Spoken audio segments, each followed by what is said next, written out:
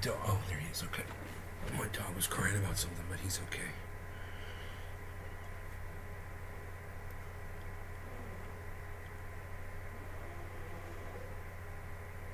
You can downvote a tweet. What? Now you can downvote tweets? Huh. I don't know about that.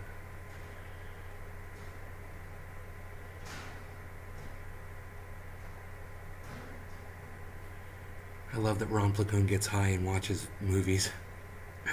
It's great.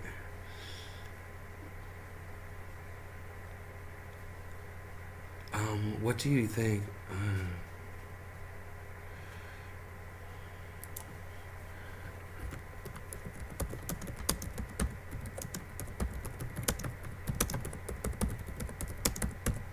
Doctrinate.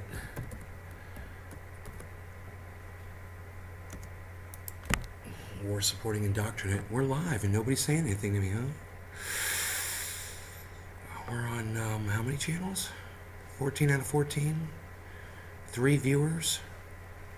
And no chat coming through, huh? Alright. It says I've got 3 viewers, it's just not showing any chat. Have any of you guys said hello to me yet? Or are you all being timid and quiet? Let me know.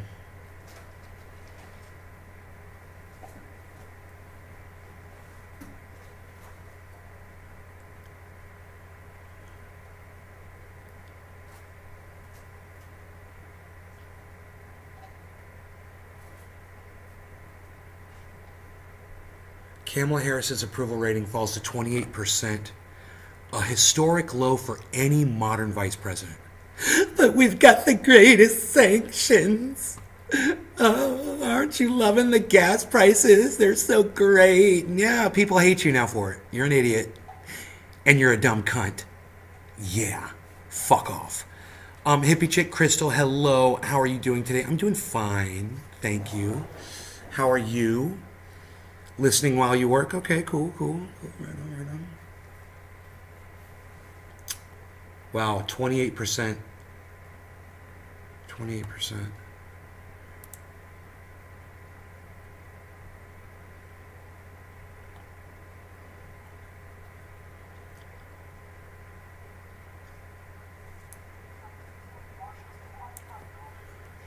the audio on here.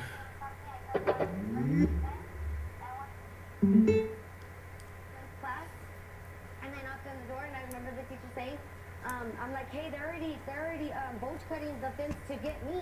She's like, you think we have time to get out? If I don't have time, I'm gonna run for my other son.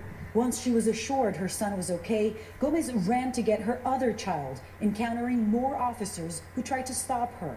So I start yelling, and I'm being a cooperative, and I'm like, well, y'all aren't doing what are y'all doing? Y'all ain't doing y'all need to be in here. Give me your vest. Somebody give me a vest.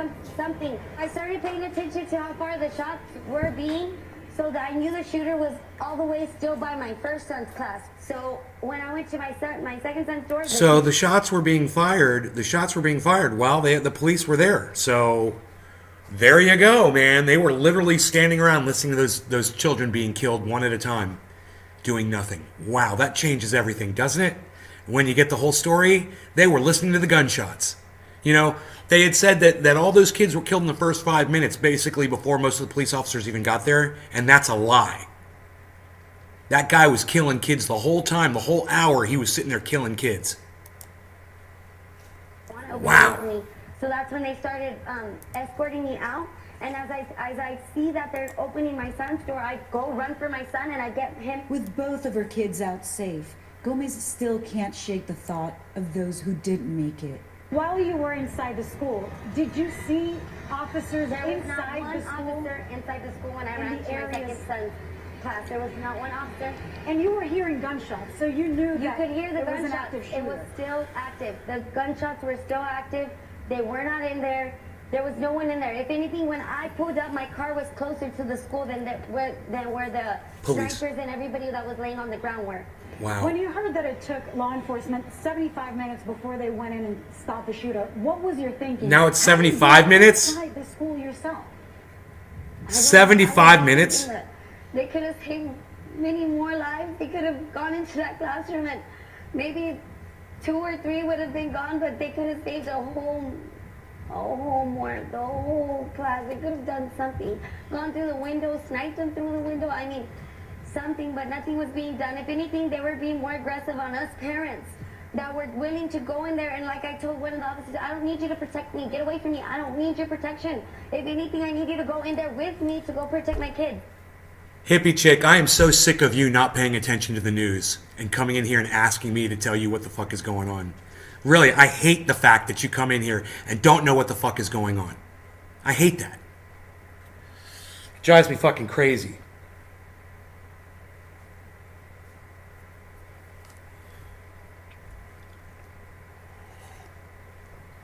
I mean, this has been going on for days and you still haven't heard from any of these parents yet? Really? You just totally have your head up your ass, don't you? You're on your own little bubble. That's the problem with this whole fucking country.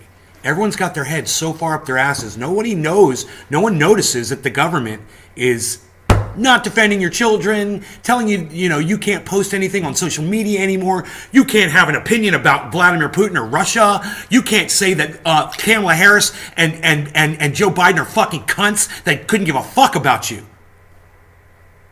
God forbid you say something like that. Maddie Dobbs, what's up? This is why, hippie chick, because people like you sit around with your heads up your asses and you don't even read the news or try to find out what's going on in the world. It's psychotic how out of the fucking touch you are with everything that's going on. Crazy.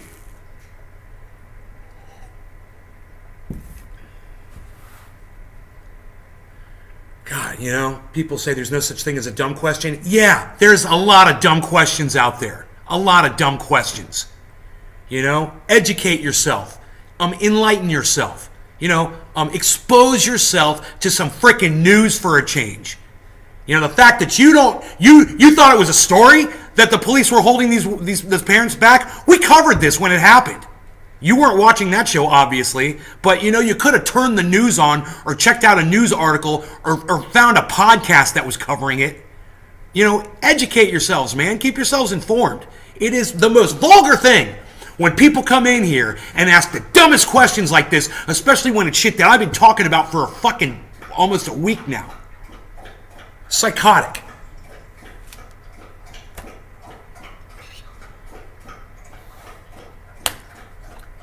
I lost my fucking poker, and that's really got me pissed off. Where is that thing, man?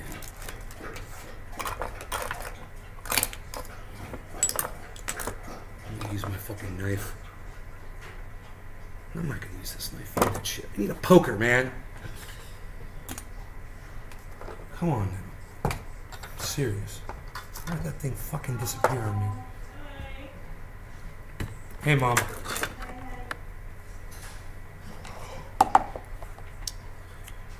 Maddie Dobbs says, not true. The cops were scared. Gang in paint store. What's up, Merc? Maddie Dobbs says, not true. I don't know what you're saying is not true. You're going to have to tell me what you're talking about. I'm sorry.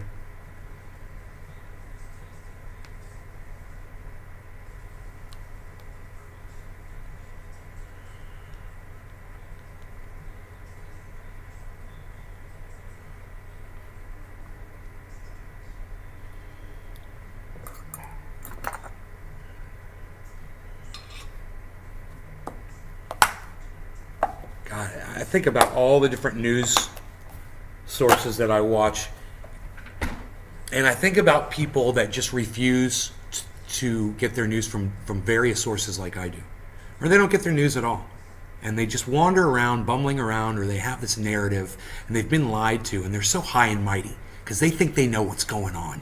You don't know dick. Go fucking enlighten yourselves. Please. If you're not getting it from me, get it from somebody else. I don't care if you're getting it from fucking Fox News, but get it from somewhere. Be informed so at least you know what's going on. It's so vulgar that you thought that this was a story or a narrative or some bullshit. Oh, so it's true? Yeah, it's true. Why haven't you been watching the news? It's on every single fucking news station. It's on every fucking podcaster's agenda. Everybody's been talking about it. How do you not fucking know what's going on? Drives me fucking crazy.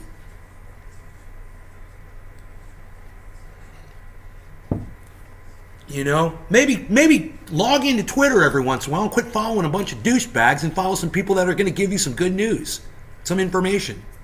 You know?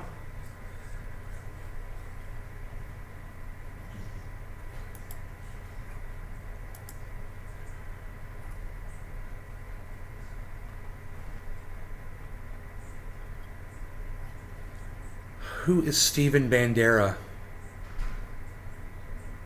I don't know who Steven Bandera is.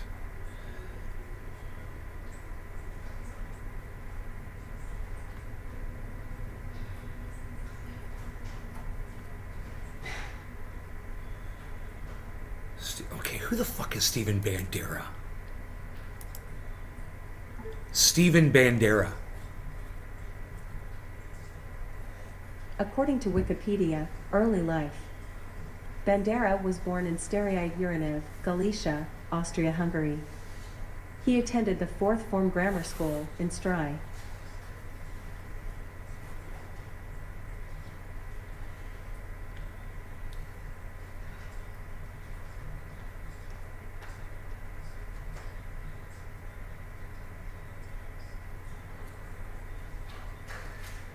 Some kind of a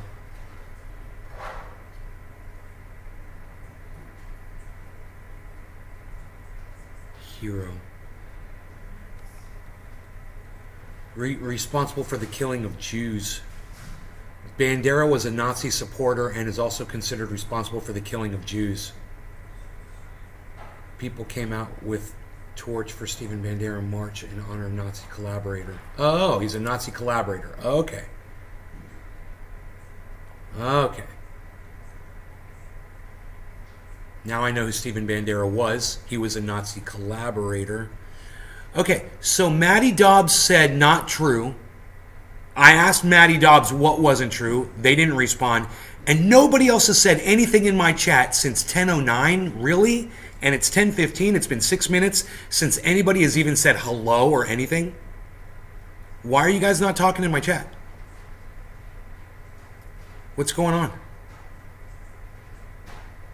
Nice fish, Woodchuck Montrose. That's a big one.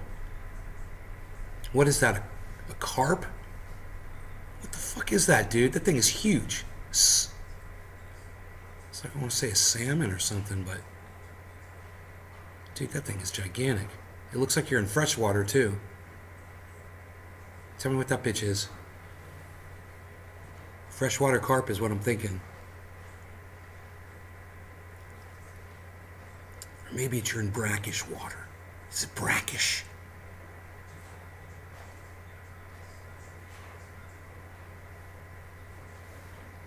It's a striped bass? Are you kidding me? Dude, what is that, like a 15-pound fish? What? Are you just holding it really close to the camera, bro? Are you holding it like this? Are you holding it like right in front of the camera? Dude, that's gigantic. How much did that thing weigh? I swear it looks like it's 15 pounds in the picture. It's so much bigger than your head. Doing headlights, Brap says. Okay, right on. Good morning, mic check. Good morning, mic check. Be the water. I am the real deal when it comes to fishing, says Woodchuck Montrose. How much did that striped bass weigh, bro? That thing is huge. Dude, that is a giant fish. That thing's got to be over 10 pounds. To 5 feet long and records of 77 pounds. Oh, I didn't know they got... Wait, is that a sea... Is that from the ocean? The striped bass, does that come out of the ocean? My bad. I was thinking it was freshwater. It's a saltwater fish? Or a brackish fish? Brackish. 13 pounds? I was close, dude. I was 2 pounds off of my guesstimation. I was 2 pounds off. Not bad, huh? And I am not familiar with striped bass. Hey everybody, love me so much, emo. I'm on the floor. Says buy followers, primes, and viewers on star.store. So everybody run on over to star.store right now and so you can buy followers, primes, and viewers. Yeah, get on over there for that. Remember that address. It's star.store. Very important that you remember that. Okay, so let's move on to the blueberry. It's very, very blueberry. Yes, indeed. We've got some buds in need of some smoking.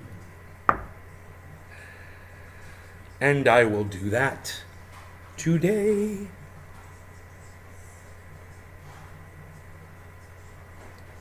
Mom? Dad had a seizure while you were gone. Yeah, but he's okay. We sat with him. It lasted for about 15 minutes. Yeah.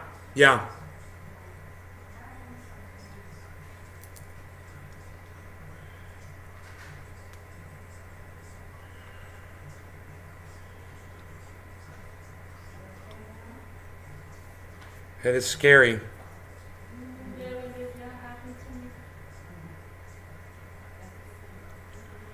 Comes from the ocean. Okay, comes from the ocean up into the freshwater where I'm waiting. They're from the ocean, but they run up the Hudson River the same time every year. Seizures are so scary. Pops, is he okay? Yeah, my mom's with him right now. He's been sleeping since I started the show. That's why I'm so late, guys. I would have gone earlier, but my father was having a seizure, so I sat with him with Lusta, the girl that helps us during the day, and yeah, he's okay now. He snapped out. He just opened his eyes, and he was fine. It is scary.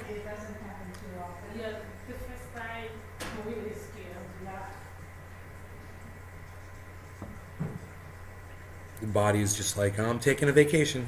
We'll be back in a few minutes, you know. Gotta go into shutdown mode, cool down mode. Okay, so we've got some blueberry on deck. I caught a striped bass, long as my truck tailgate, 49 pounds. Used a whole peeler crab for bait. Caught it in the Susquehanna River top of the Chesapeake. Crispy Chris, thanks for sharing the fishing story. That's awesome. All right, well, let's smoky time. Smoky time. Okay, cheers.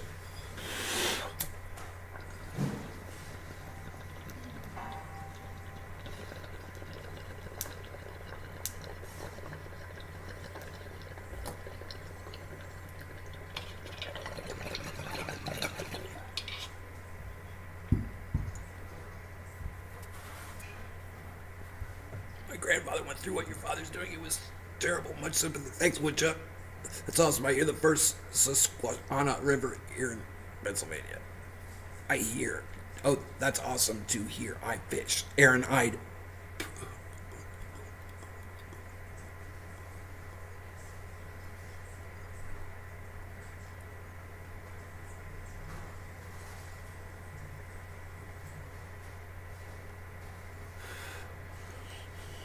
Medicating. I'm sorry to hear about your dad. Oh, thanks, hippie chick.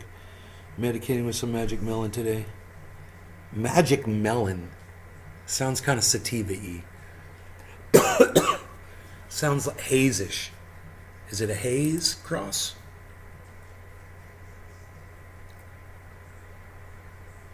ExxonMobil last month announced first quarter profits of $8.8 billion. That's more than triple the level of a year ago, when excluding special items. So while we're paying double for gas, Exxon is making triple profits. And we wonder why gas is so expensive. It's not because of Vladimir Putin. It's because of ExxonMobil.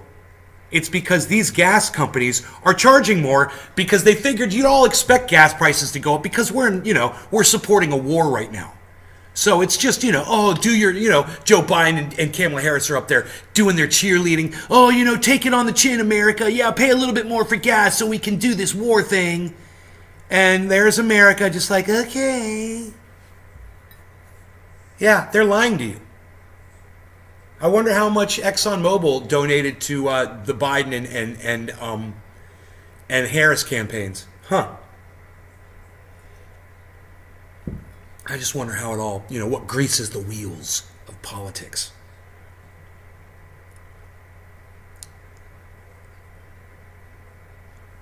Why diesel is so high right now? It's the elite. Yeah, it's the elite. No, I watched something yesterday on it, buddy.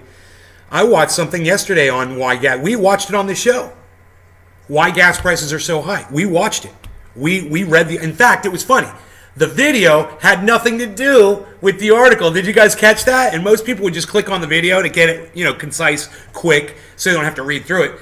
And then they don't get told what the cause is. But if you're smart like us and you ignore that stupid video, which is just pain at the pump, that's all that was.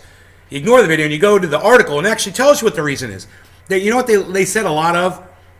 They kept saying, Putin is adding to our misery. The war is adding to our misery. But you know what the cause of it really is? It's ExxonMobil is jacking up the price of oil. Because they can. Because people like Joe Biden and Kamala Harris are profiting off it, so they allow it to happen. They don't give a fuck about us. This is a joke. They don't care about women's rights. They don't care about your children getting slaughtered in schools. They don't care. If Joe Biden cared, he would have done something on day one of his presidency. They don't care. How many school shootings have happened since Joe Biden became president of the United States and Kamala Harris became the vice president? How long? Has it been a year? Has it been 2 years? I don't even know. I don't even know what year it is, 2022? So it's been over a year, right? Am I right? January 2020, right? So it's been over 2 years? No, that doesn't seem right. How long is... Okay, Google. How long has Joe Biden been president of the United States?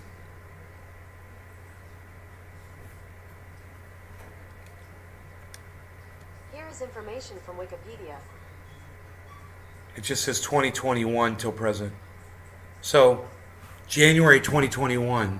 So it's been over a year. Okay, great. It's been over a year. How many school shootings have happened? And what did they do? What have they accomplished? What have they pushed for?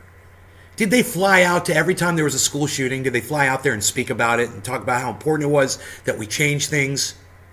Whatever their solutions are. I want some. I do. I do. I want the kids to stop getting murdered in the schools. Okay? You guys won me over. I'm with you. Cool. I'm with you. Let's do it. What are we going to do? You're not going to come knocking on my door to take my gun. I'm not the one killing your kids. Right? What are we going to do about it? We better do something. Oh, that's right. Joe Biden and Kamala Harris haven't done anything. Not a thing. Nothing. And it's been going on and on and on and on and on and on and on. It hasn't stopped.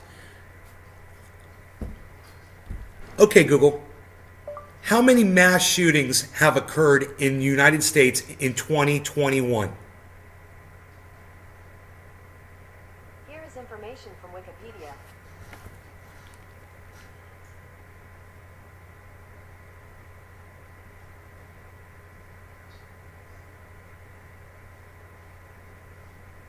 Dude, why won't my phone work?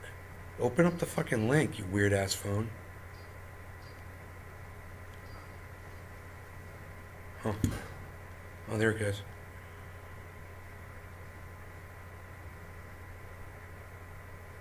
Now it's 4 people as a mass shooting, not 3. It's 4 people to make it a mass shooting. They increased the number of people, I believe. And there's still so many of them. They're trying to cut back on the number of mass shootings, Coast Chillin says high-powered rifles should only be for military use. What? What are you talking about? What if I need to take out a person who's in the military? Coast Chillin. What if I have to take out someone from China or Russia that's banging on my door to take over my homeland? Little bit of Nazi jargon there for y'all. For all you Republicans out there, I bet your dicks got hard when I said that.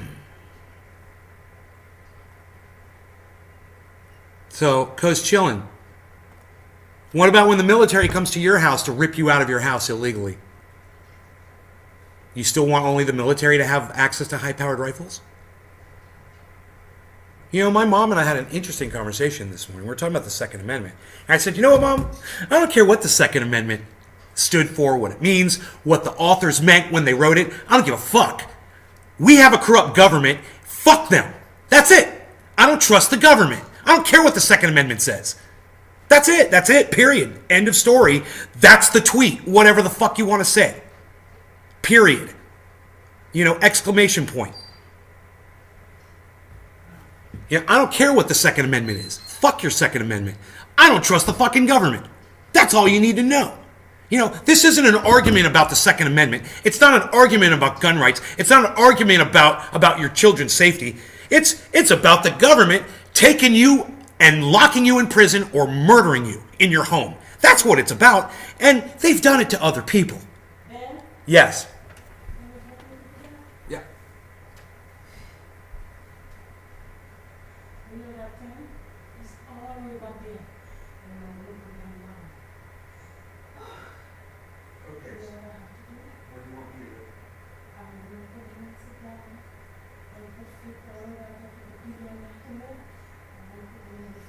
What do you want me to do? Pull it?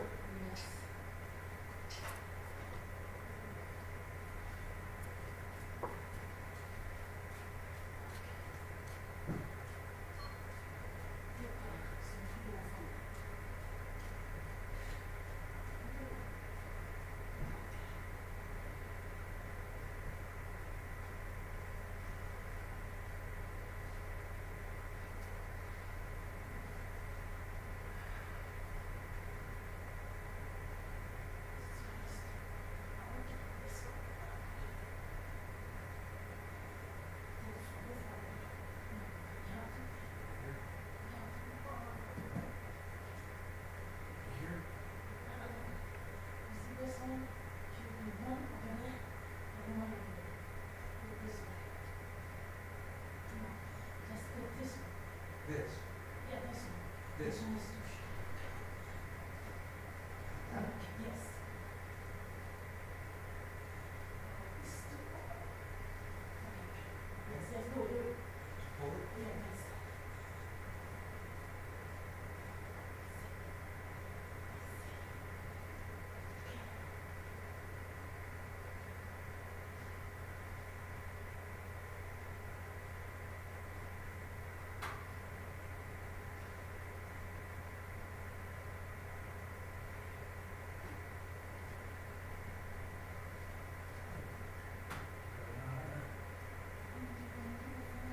What's that? There isn't a pillow. Yes, this one. This is a pillow right here. Yeah.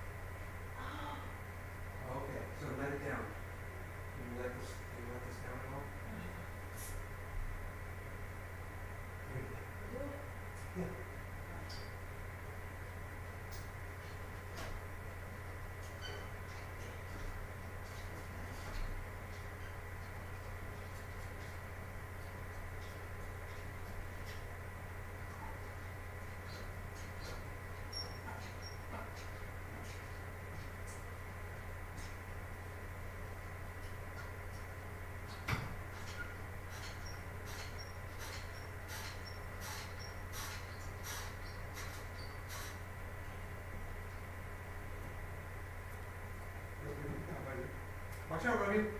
There you go. Good boy.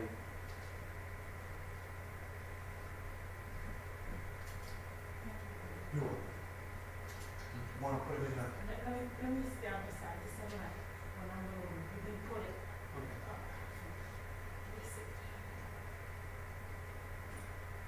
Okay. This one, I'm a little bit from the chest. Okay. Ready? Yes. What's that? Does it feel right? Yeah.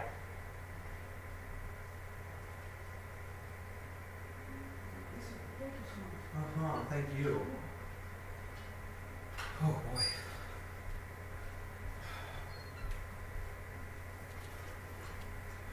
Talk about a job, buddy. You guys. Whoa, what's this? 100, 560, 400. What are you talking about? Oh, you're talking about mass shootings?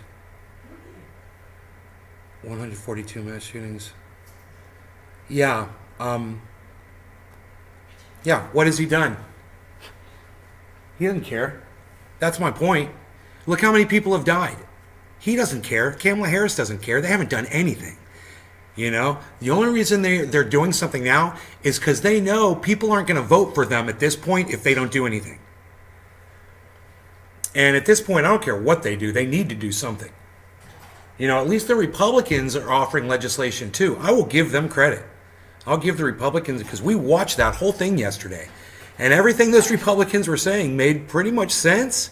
All the legislation they were trying to pass, it pretty much made sense. And the Democrats just weren't even reading the legislation. They were like, it's Republican. We're not interested.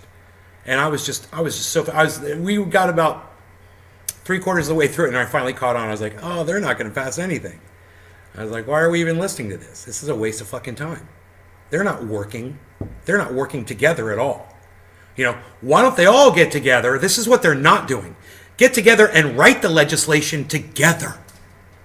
So they all agree on it, so they don't have to even have a debate or discussion. Let's just say, okay, we want this. Okay, we want that. Okay, this is how we're gonna do it, blah, blah, blah. I actually do that. You know, they used to call those smoke-filled rooms or whatever. You know, the back rooms, the meetings they would have. It doesn't even make sense. This doesn't even make sense. Now all they do is we come up with our ideas and you're going to refuse them. You're going to come up with your ideas and we're going to refuse them. And that's all they do now. They're not working together at all. You know, these people need to work together.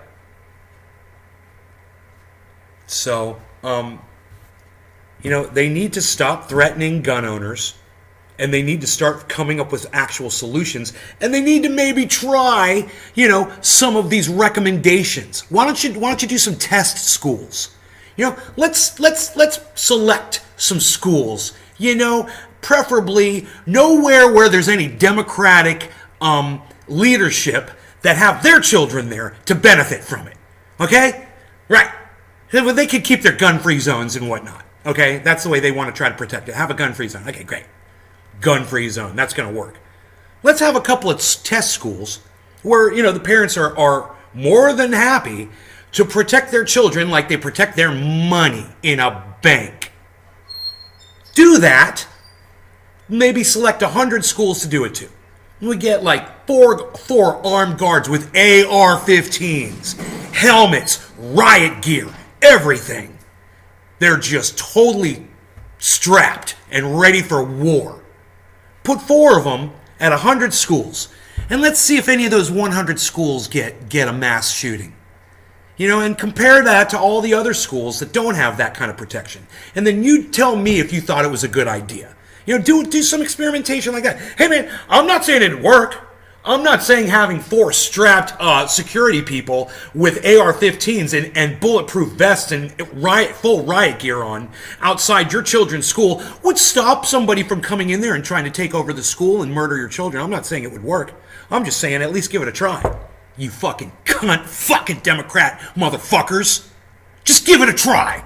You know? Instead of just shooting their legislation down, just see if it works. You don't have to do it to every school. Do a test.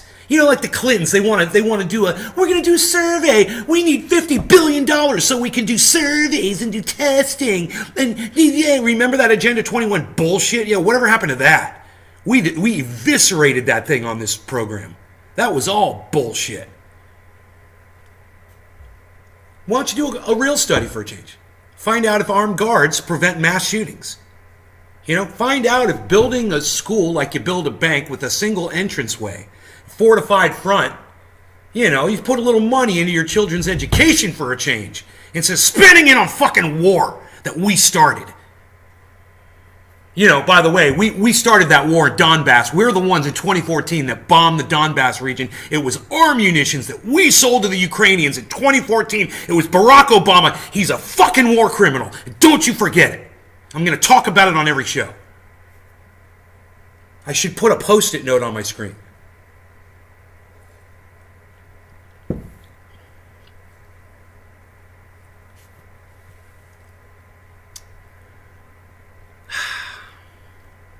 Oh, yeah. So, everyone, Mike Check thinks he knows. Mike Check has gone back in time and been inside Abraham Lincoln's mind and knows what the man was thinking. Hey, Mike Check, do me a favor. You know what? Take your right-wing talking points and shove them up your ass.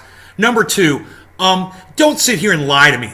Okay, don't fucking come into my chat and lie to me and act like you know what was going on inside Lincoln's brain. Because you don't. Okay, there's only one other person in the world who knew what Lincoln's brain was going on inside, and that's the dude that blew his brains all over the wall. You idiot. Stupid thing to fucking say. Oh, Lincoln did that because the South was winning the war. Yeah, that's why Lincoln freed the slaves, because the South was winning. That's why he did it. You're an idiot. In fact, you know what, dude? I think I'm just going to block you. Just because you're a racist cunt. And I don't even want to know what you have to fucking say after this point. People like you make me fucking sick. Fuck off. Anybody else? Anybody else want to tell me what Abraham Lincoln was thinking when he freed the slaves because you're a fucking right-wing nut job? Anybody? Oh, you thought I was a right-winger because I called the Democrats cunts? Oh, that was your mistake, you fucking Republic cunt.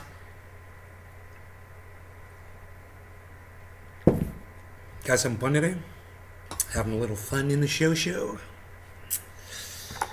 I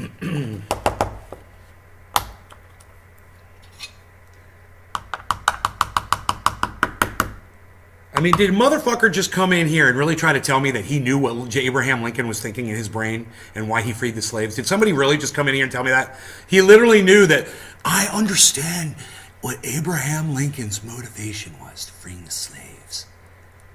It was the South was winning the war that was started because Lincoln was going to free the slaves. That doesn't even make sense, you fucking dumb cunt. Get the fuck off my live stream. Don't fucking come back. God damn, these fucking idiots. I mean, just a little bit of this, man, you know? And next time you grab some right-wing nut job talking points, man, just do a little bit of this. Just 3 seconds of it, man. And if that's not enough, then take a minute. You know, whatever it takes to figure out that there's no way that anybody living today could possibly know what Abraham Lincoln's motivations were. You don't. You know, think about it. Are you Abraham Lincoln? I mean, you don't even know what Vladimir Putin's motivations are, you dumb cunt. But you would sit here and act like you did. You know? You don't know what I'm thinking. You don't know what anybody's thinking. So when you sit there and you try to state a fact, oh, they did this because of that. Well, you're a fucking liar. You're literally fucking lying to me. You don't know. So don't state shit like it's a fact.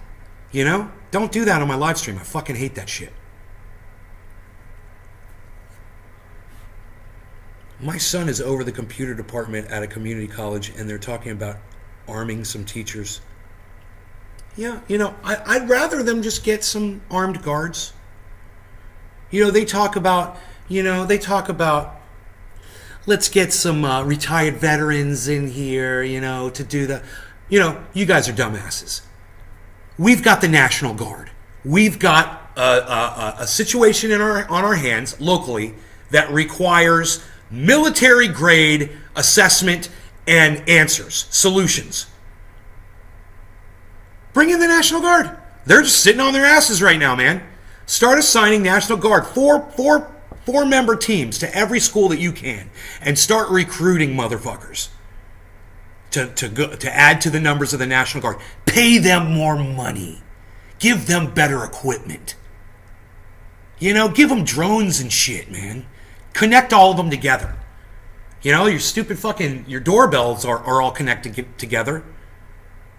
You know, God forbid the fucking governing agencies are connected together and understand what's going on. Do you remember the issues we had with 9/11? Remember that? Because the FBI wasn't talking to the CIA, and the CIA wasn't talking to the NSA, and the NSA wasn't talking to the fucking federal government. Nobody was talking to anybody. And so it was a big clusterfuck. We're still there. All this shit needs to be addressed. It all needs to be looked at. And best of luck to all of us. Because I don't see it happening. I wonder if you guys do. Is it getting better? Is anything getting better? Anything. It's what is improving. Tell me one thing that's getting better. Okay, I'll start. Infrastructure here in the state of Florida. It's phenomenal. That's gotten better. They spent some money on that here in the state of Florida. What about y'all's infrastructure where you guys live? California was a fucking nightmare. Potholes and no guardrails and fucking iced over roads and closed roads and roads that were in desperate need of repair. Horrible fucking highways and you name it, man. It's horrible over there. And no police. You know, no police for the rural areas at all. It's terrible. California's terrible. Florida? Dude, I'm in a gated community. We got fucking Seminole County deputy sheriffs driving through here all the time. Sometimes I see 2, 3 at a time. A fucking train of cops. I'm like, I wonder what the cops are doing back here. You know? Oh, that's right. Their jobs. They're doing their jobs. They're patrolling. They're out on the street waiting for a call. They're looking for shit. You know? And at any given moment, they're ready to give up their life to save another human being that they never even met before, or their children's lives. Hopefully. You know?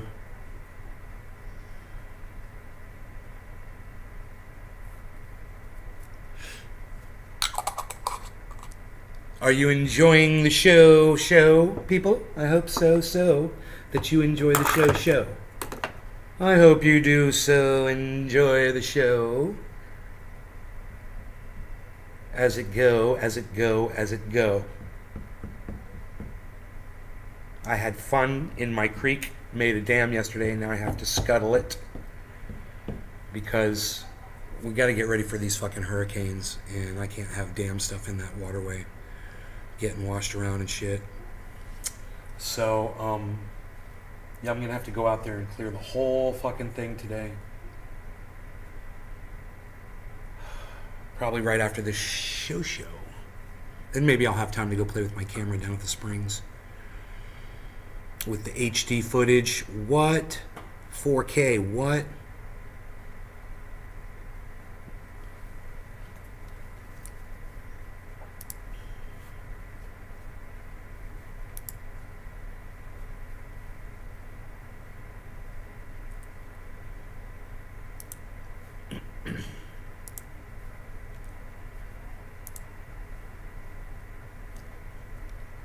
IndependentLeft.news and Leftists.today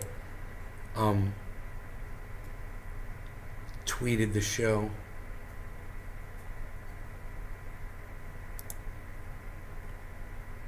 I found more buds, folks. Mad? Okay, nothing going on there.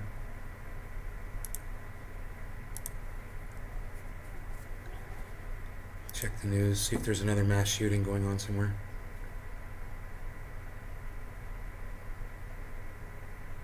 Iowa, 2 dead plus suspected shooter outside Iowa church. It's every day, man. They're just one short of a mass shooting here. 2 people were found fatally shot Thursday evening in a church parking lot in Ames, Iowa. The suspected shooter was also dead in the lot at the Cornerstone Church, they said. The shooting came the same night President Joe Biden addressed the nation on the need for stricter gun laws. Would stricter gun laws have stopped that shooting from happening? That one? The one at the church yesterday? Oh, that's right, it wouldn't have. Because that person already owned that gun. Interesting, huh? Think about that. And I wonder how many shootings we've had, mass shootings we've had, where any legislation that's out right now, currently, wouldn't have done anything to stop the mass shooting. I wonder. It's like they're playing paddleball. You know, with one of those little things on a string. Bop, bop, bop, bop, bop. But every time they swing, the ball goes like this, and they miss every time. The Democrats, they miss every piece of legislation they make misses the mark. The ball is not being affected at all. There's still mass shootings, and all of your stupid laws haven't done anything to stop it, and all of the things that you're proposing aren't going to stop it either. It's all you're going to do is take people's rights away. And you're not going to slow down the amount of mass murders going on in this country. There's a Republican who was like, dude, nobody ever wants to talk about the mass killing where that guy killed, 7 people with a van or 6 people with a van or whatever it was, 9 people, ran him over, went to a parade. And I said, just wait. I said, you take people's guns away and that's all they're going to do. There's still going to be mass murders. It doesn't matter. It doesn't have to be children in a school. You know, it could be people marching in a parade. It could be a school march. You know, it could be run. You know, they're doing some kind of an event. It could be a fireworks display. You know, how far is the parking lot from where the masses are standing watching the fireworks? And what's in between the parking lot and where all those people are? You got barricades that are going to stop a fucking truck from bashing through it? Imagine that. Imagine a giant truck bashes through a fucking fence around a whole bunch of people, drags the fence and just starts running people over. Catches them all up in the fence and just runs over as many people as they can. How many people could you kill doing that? And how would they stop you? How are they going to stop you?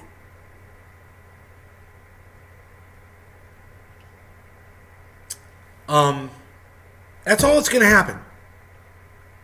You know, and I think it's going to be easier for people to commit mass murders from inside a vehicle. It's not as personal.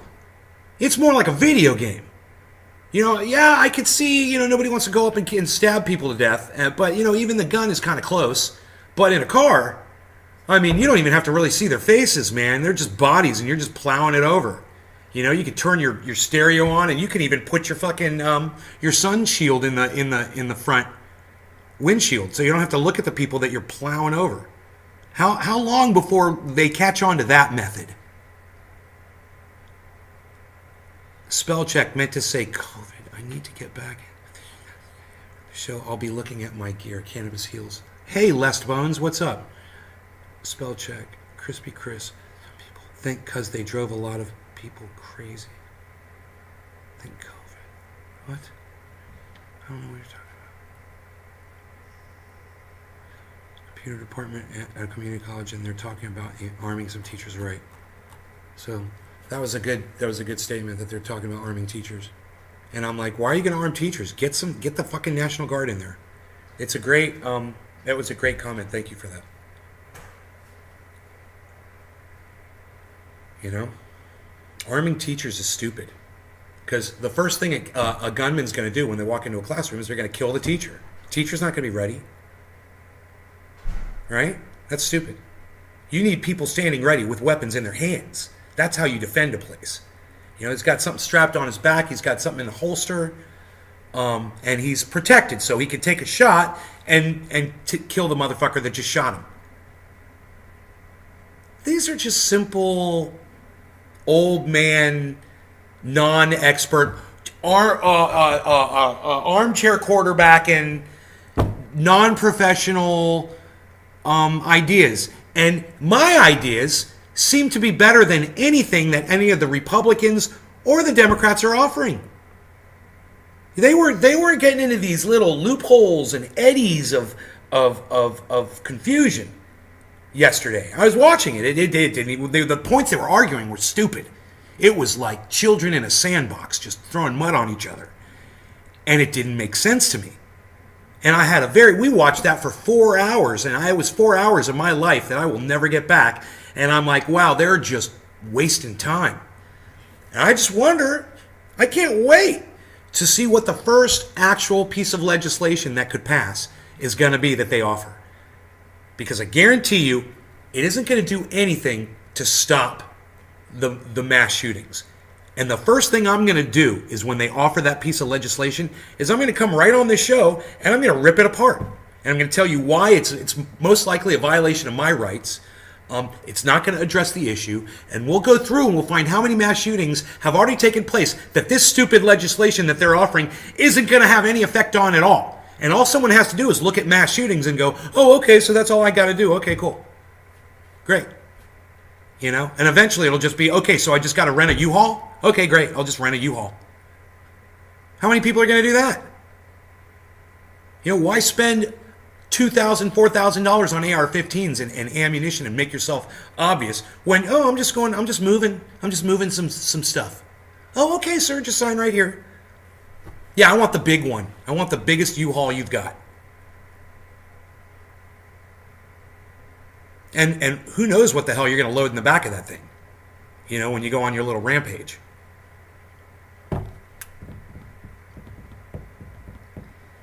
If one thing mass murderers have proven over the years, it's they're resourceful. You know, they always are. The reason they're using the AR-15 is because as far as resources go, that's one of the quickest, you know, tools out there for you know, the most efficient, accurate, and it's fairly reliable methods to do what they want to do. You take that away from them, and they're going to get the very next resource that is just as deadly and just as potent. I promise you. All you're going to end up doing is taking rights away from people like me. And there's a lot of, I'm not saying I am, but there's a lot of sane people out there that have firearms too. You know what I mean? So they're making a huge mistake. The Democrats, and this is my favorite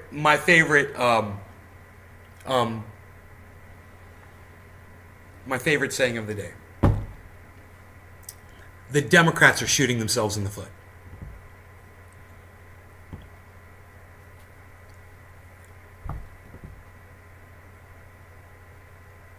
Pun intended. Cheers, guys. You know, like I said, I agree that something needs to be done. I support legislation, sensible legislation that addresses the issue and doesn't not address the issue. I know that's a double negative, or that would rather ignore the issue. That's what I should have said. I support it, man. I do. I just can't understand why these politicians just don't have a meeting. Stop these proceedings, this procedural bullshit. All of you, get on a Zoom chat and start talking about it. Have someone like me on there, someone who's got some really good ideas. Let me throw them at you, and then you can debate me on why it's such a bad idea to put 4 armed guards outside your children's school. You could tell me why it's such a bad idea. You know, to have one entrance into a school, or to, you know, like they said, have some legislation so you can't prop fucking doors open. You know? If you're propping a door open, you need to go to fucking jail. You know? There's all kinds of things that could be addressed. But, you know, and you put a little Band-Aid here and a little Band-Aid there and a little Band-Aid here and a little Band-Aid there, eventually what you're going to have is you're going to have a mummy that has no say in anything. And you can't do it like that. You have to be surgical. You have to be smart if you're going to write this legislation. And I guarantee you there's a way to do it. You know? Yeah, people are just going to do that, right, Brap? I can't say that word out loud, but yes, they're just going to do that. In fact, I probably shouldn't have said some of the things I've already said on here. All right. Cheers, guys. Thank you all for being here right now, man. Let's do a bong rip, and we'll keep talking, okay? You guys keep up in the chat, man. You know, if you have another great statement to make, go ahead and make it, and I'll see if I can respond to it.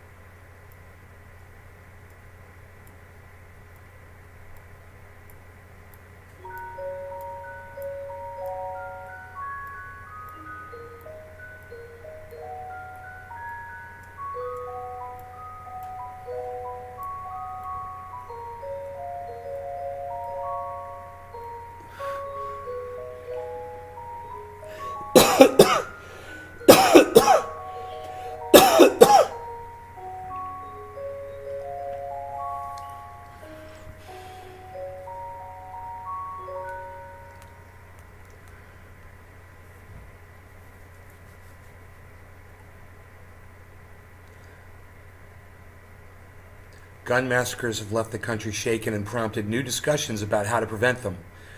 Not really, but okay.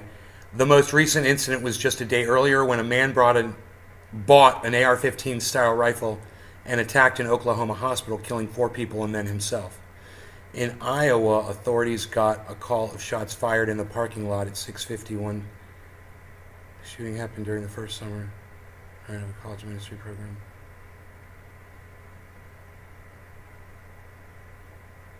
They're going to pray for those people because it was at the church. So the church plans to have a prayer service for them. The church planned a prayer service Friday morning at 10.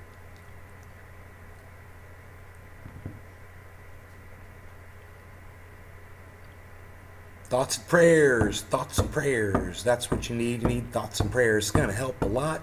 Thoughts and prayers. You better think about it and pray about it. And that'll make the problem go away. Just think about it and pray about it. And that'll make the problem go away.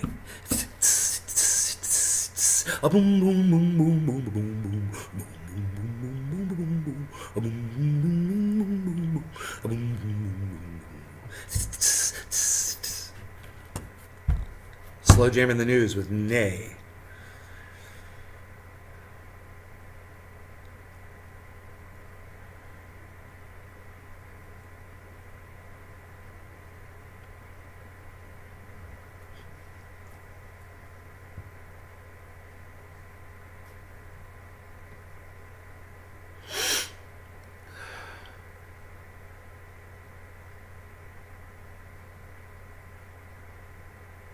Paid content. Does that say adventhealth.com? Yep, it does. They are on that shit. They're trying to hide their name Advent instead of Adventist. It's funny. They're embarrassed of who they are. They're embarrassed of their own frickin' name, Advent. We need to rebrand. People are catching on to us. Let's call ourselves Advent. That way we can still claim that we call ourselves Adventists. But still, we'll fool some of the weaker-minded souls out there. Advent.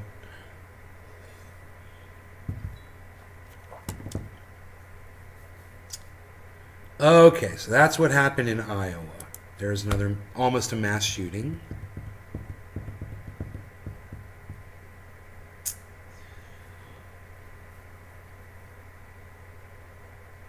Lawmaker pulls out weapons on webcam. I can do whatever I want with my guns. I do what I want. He should have said that. He should have looked right at that dude and said, I do what I want. And he threw the gun on the table. Bro, I've never thrown a gun before. He said, it's my house. I'll do what I want with my guns. Boom. I'm just like, God, you're an idiot. Why would you do that? Why would you throw a gun down, you know?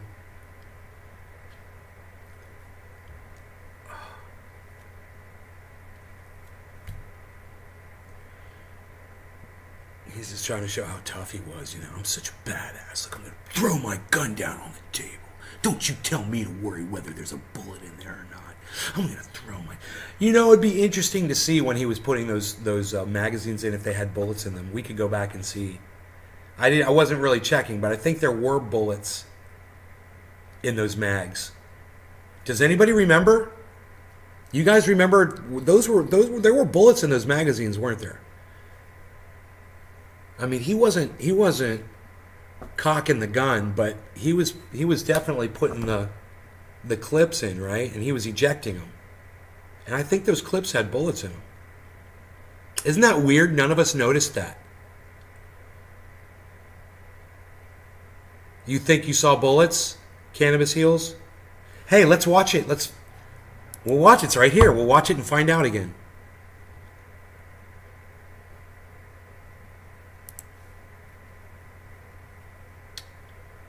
Well, it looks like there might be a bullet at the top of that mag in that screenshot. It looks like copper-colored bullet. I'm looking on the big screen. So this gun would be banned. I hope the gun is not loaded. I'm at my house. I can do whatever I want with my guns. I can do whatever I want with my guns. I'm at my house. I do whatever I want with my guns. Right here in front of me, I have a Sig Sauer P226. Comes with a 20 Bullets. round Oh, those are loaded. Oh, yeah. And you know, he's the kind of dude that when he fucking puts those in, I guarantee you he cocks that gun.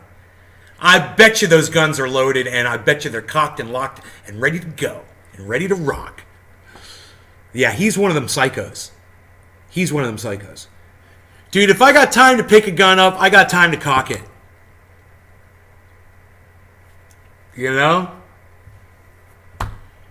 These guys are psycho. They're psychotic.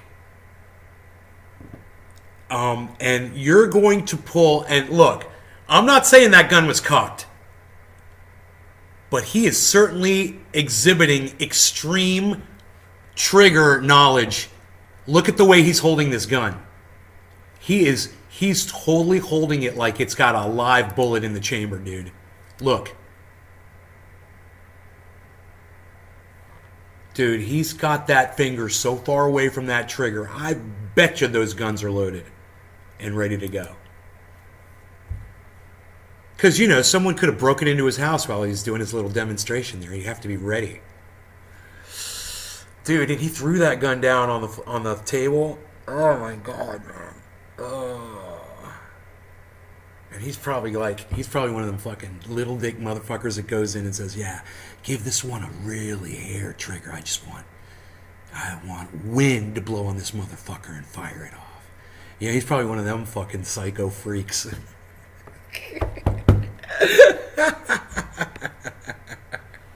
I want this gun to be able to fire if I think it should fire.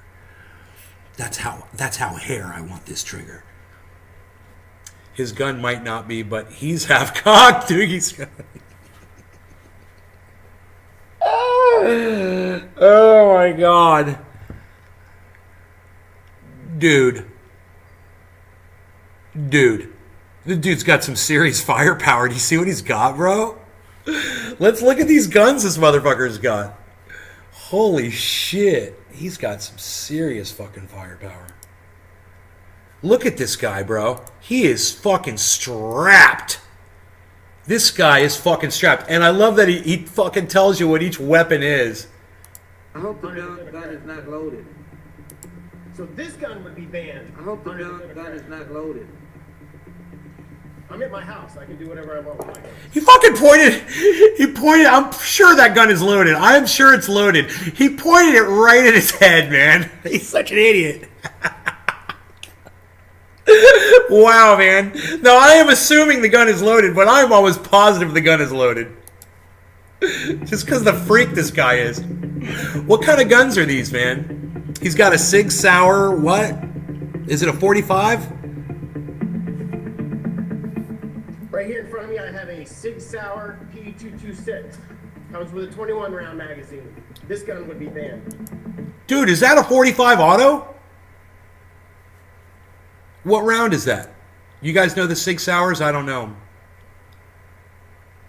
He said a P226?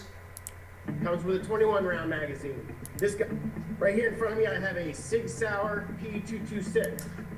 A P226? What round is that? 9mm? Sig Sauer.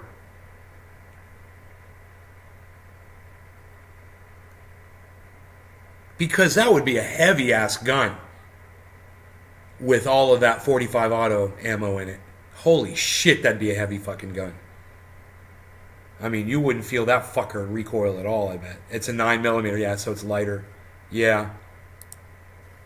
With a 21 round magazine. This gun would be banned. 21 rounds, dude. He's got a 21 round mag for his 9mm. 21.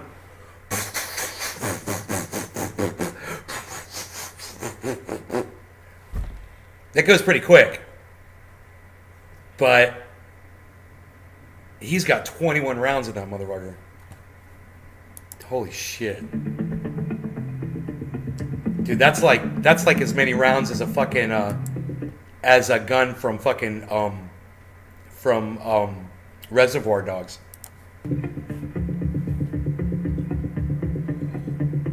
And don't let them fool you that they are not attempting to take away your ability to purchase handguns. Are we gonna see any more of his gun collection? Show us your guns, bruh. You're not here for the children. Why don't you go to the funeral of the killer? We're here to get things done and protect our kids. What's your job? People on the other side of the aisle come in and accuse Republicans of being complicit in murder. He's right. And that we put our right to kill over others' right to live. You think we don't have hearts? Your ideas have been shown to get people killed. And let me just say this. At this point in this conversation, this lunatic Republican is protecting my rights. I know that sounds fucking crazy. A lot of people might get turned off by that. But at this juncture, with the way our governments are acting and lying to us, I don't trust them at all. Not one bit. That man speaks for me right now. And that's creepy AF. But that's the way it's got to be right now, man. You know, you gotta see where you are on this. They're doing it wrong, man. Look at that. Look at that. Look at that. So this is the bill, if it becomes law, would raise the age for buying some semi-automatic centerfire rifles from 18 to 21. Do you see the word some right there? That's the key word. Okay, so I can't get some kinds of semi-automatic centerfire rifles, but I can get other kinds. That is a toothless bill right there. That was written so that Democrats that are like, you know, that support gun rights, like I support gun rights. I'm not a Democrat. I'm just saying. If they support gun rights, and when I was a Democrat, I supported gun rights too. And Democrats that support gun rights can be like, oh, okay, so, you know, it's not full regulation. I'm still able to purchase, you know, some of the weapons. That's not going to stop some psycho kid from getting one of the some of the semi-automatic centerfire rifles and going and doing the exact same thing. Right? What's going to stop him?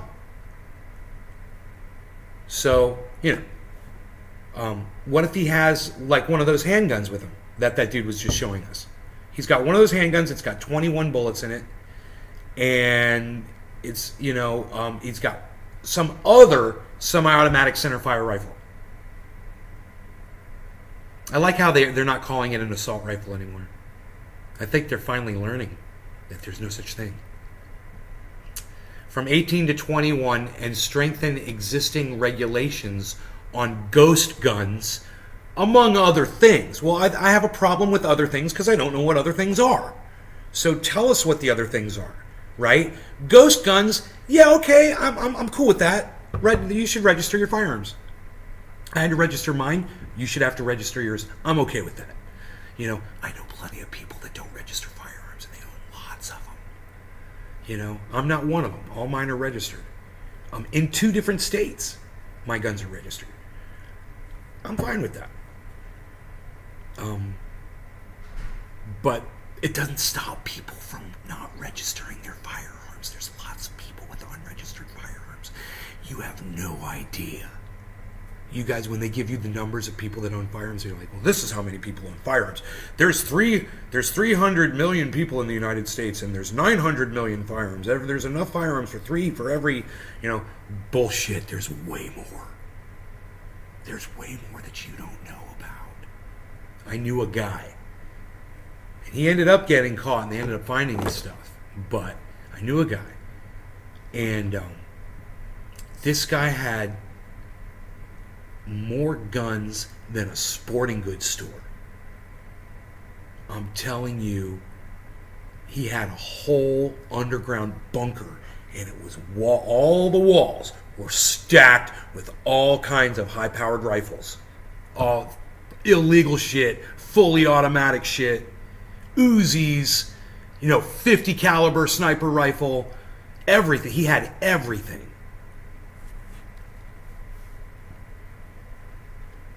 So, your law, it's, I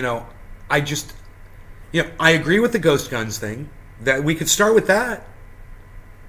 Out of all of this bullshit, I don't agree with the 18 to 21 thing. If you want to do it, if you're going to do it, let the 18, 19, and 20-year-olds get out in the street and protest.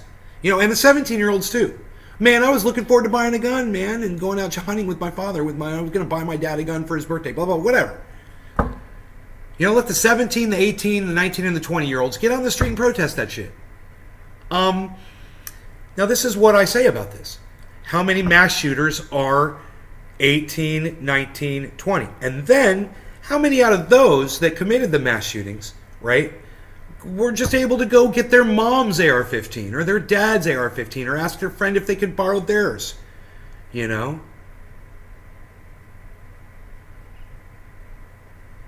And how many mass shooters were 21 and over? That would be my next question.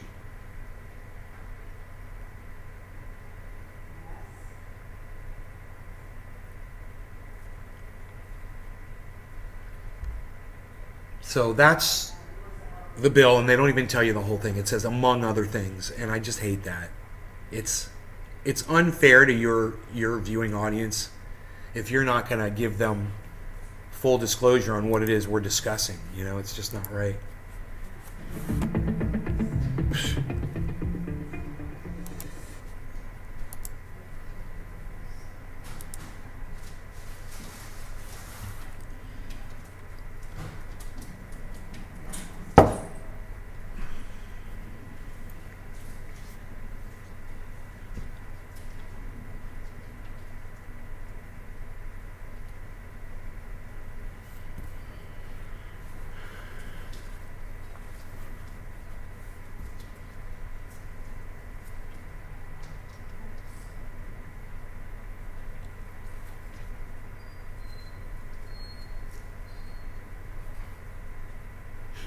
They were ignoring Putin. Do you guys remember this when Barack Obama was president? Do you guys remember? He had a ignore Putin policy. That was his policy. Didn't want to talk to him. That was the whole. Remember that? He was rude, and when they were both at the same event, he wouldn't shake his hand, he wouldn't speak with him, and he wouldn't have any kind of talks with Russia at all. All right? Remember that? Look where it got us. Look where we are today. Now, I offer you this. There is an opinion piece on CNN right now. CNN, Obama's champions. And it says, after 22 years, I'm listening to Putin's every word. I thought we were ignoring him. I thought we didn't want to talk to him. Oh, now we're going to listen to his every word? Interesting, there's a video. There's a video.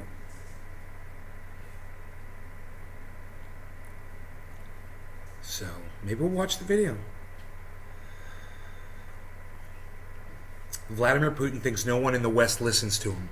The Russian president has been saying it for years. In 2018, boasting of Russia's new and more fearsome nuclear weapons, which he claimed he had warned the United States he would have to develop to counter their anti-missile systems, he said, "No one listened to us then, so listen to us now." This January, as he inched closer to attacking Ukraine, Putin told French President Emmanuel Macron that the United States and NATO did not take into account Russia's fundamental concerns about NATO expansion. You know,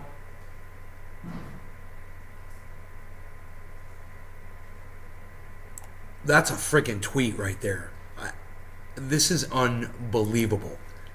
CNN, one article at a time, and they'll put one sentence in each one of these articles, and they don't think we're paying attention. And I'm telling CNN, I'm paying attention. And I'm tweeting every single one of these. This is psychotic. They don't think we're paying attention. Quotation, paste, quotation, dot, dot, dot, dot, dot, dot, dot, dash, CNN.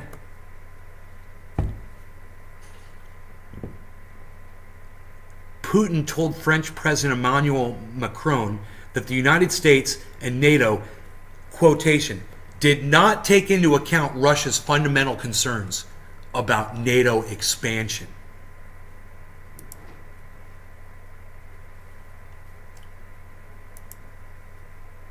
You think? It's amazing how this is all just dripping out a little bit at a time from CNN. I mean, we all knew all this. Okay, everybody that watches Jackson Hinkle knew this. You know, if you watch Jimmy Dore, you knew this. If you listened to Aaron Mate, you know, and Max Blumenthal, I don't like him that much, but if you listen to him, then you knew this. You know, if you're paying attention to Graham Elwood, you knew this. If you're paying attention to Lee Camp, you knew this. So most of you that follow my lead in following those people that I beg you to go follow on YouTube and Twitter, you are Ron Placone, then you guys knew this. Right? This isn't a surprise to us.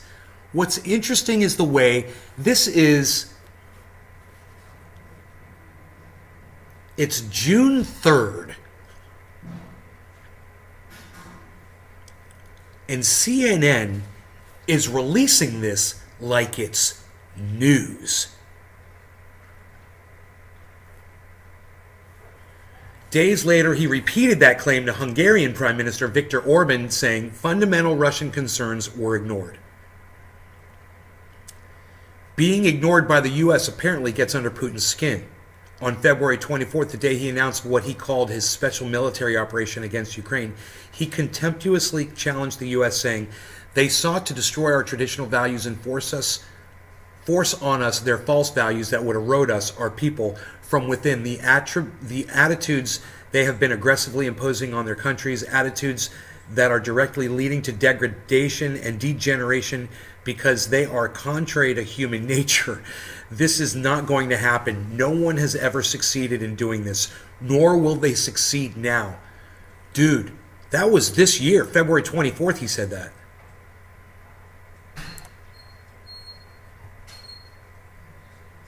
That was the day that he announced they were going to be doing the Ukrainian border buildup. February 24th. I admit it, during the 22 years I reported on Putin, I didn't listen to him as closely as I should have. Or rather, I listened to the parts I wanted to hear, the parts that sounded good to the ear of a Westerner, like the first time I sat next to the Russian president in the Kremlin library. It was June 2000. I don't care about your fucking anecdotes, dude.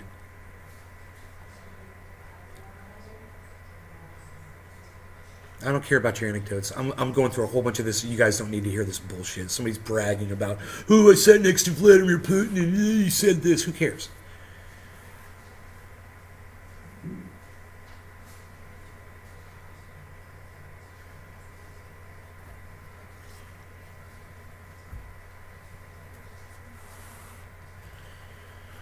On February 24th in Moscow, watching Russian state television as Putin announced his special military operation against Ukraine, I was reminded of Putin's Jekyll and Hyde performance in the Kremlin library. In a snarling speech, he began not with Ukraine, but with his old obsession, Chechnya, accusing the U.S. of trying to destroy Russia in the early years of his rule. They immediately tried to put the final squeeze on us, finish us off, and utterly destroy us. This is how it was in the 1990s and the early 2000s when the so-called collective West was actively supporting separatism and gangs of mercenaries in southern Russia. That's very interesting. That's very interesting. He's attributing that violence to the United States. What victims, what losses we had to sustain, and what trials we had to go through at that time before we broke the back of international terrorism is in the Caucasus. We remember this and we will never forget. Once again, there was that crude Putin speak. They said one thing, we did another. Putin had said weeks earlier, as people say, they screwed us over. Well, they simply deceived us. Okay, this person's just getting anecdotal as hell, and I don't want to read any of this shit. I remember a conversation I had. Yeah, I don't care.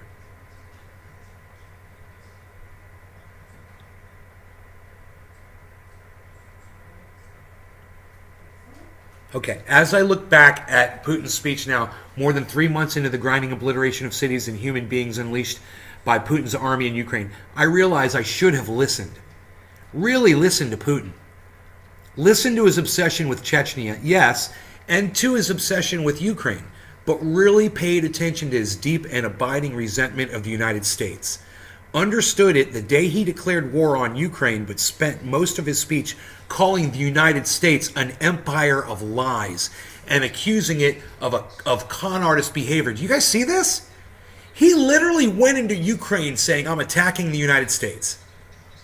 He said it in his speech, and we didn't pay attention. That's what he was saying. He's like, I'm going into Ukraine to get the United States. It's almost like he's stepping into a boxing ring and at Ukraine and asking America to come in on the other corner. He threw down the gauntlet in response to what he feels was American attacks on his homeland soil. A Russian friend once told me that in Putin's worldview, he draws a line between an enemy and a traitor. An enemy he respects, a traitor he despises. For Putin, the U.S. is both enemy and traitor, a powerful nation that, on one level, he respects yet deeply resents, a county that must be confronted that, as he sees it, stabbed Russia in the back. I totally agree. I know the difference between a traitor and an enemy. Absolutely. You know? And I agree with that sentiment. Totally agree with it. It's the same Putin I saw in the Kremlin library nearly 22 years ago, man erupting in fury, bent on retribution. He had launched the second Chechen war that decimated the Republic and its people. Now he's unleashed a war that will have devastating consequences both for Ukraine and Russia. He reserves a boiling yet impotent fury for the United States. Where did this insolent manner of talking down from the height of their exceptionalism, infallibility, and all permissiveness come from? What is the explanation for this contemptuous and disdainful attitude to our interests and absolutely legitimate demands? He said, you can tell Putin's choice of words. It's crazy, right? Listen to Vladimir Putin speak. Listen to this. Where did this insolent manner of talking down from the height of their exceptionalism, infallibility, and all permissiveness come from? What is the explanation for this contemptuous and disdainful attitude to our interests and absolutely legitimate demands? He said in his February 24th address. That was the address that attacked Ukraine this year. This time, I'm paying attention to Putin's every word, and I fully understand. Yeah, a lot of us, this is an interesting opinion piece. And I'm going to go ahead and tweet it, and I'm just going to say this. Frickin' Johnny come lately. Welcome to the, real world.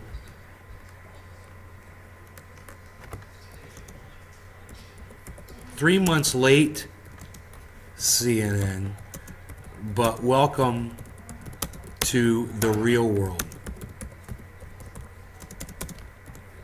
You know?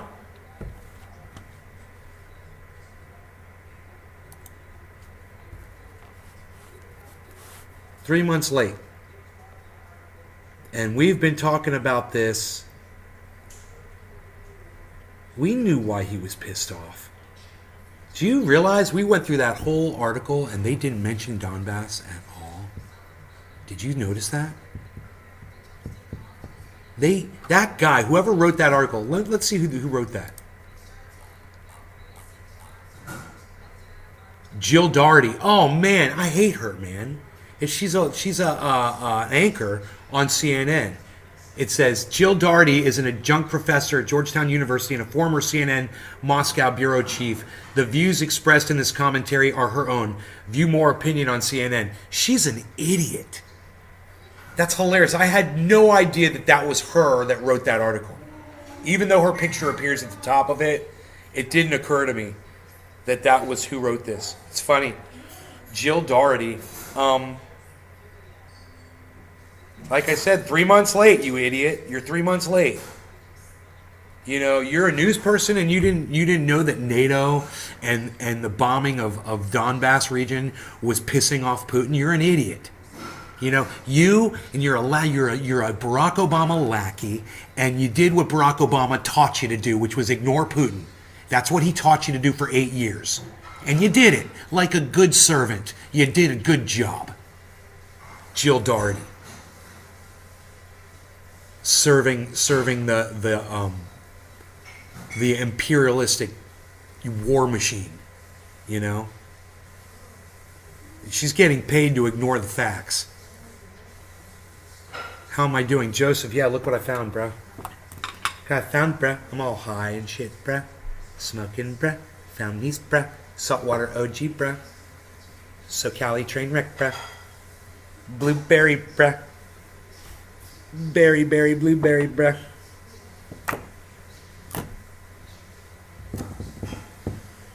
I'm really enjoying it, bruh.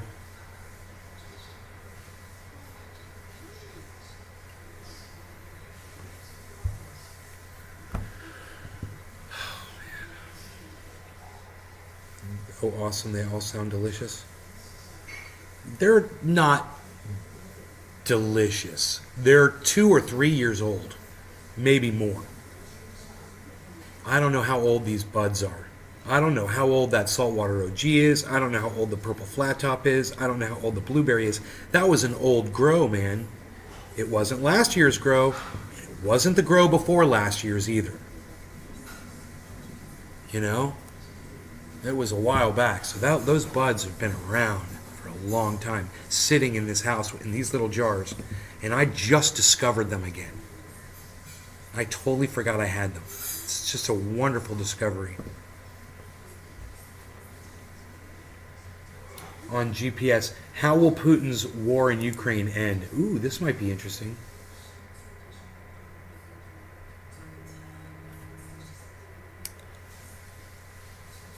Hey, bro. Hey, good.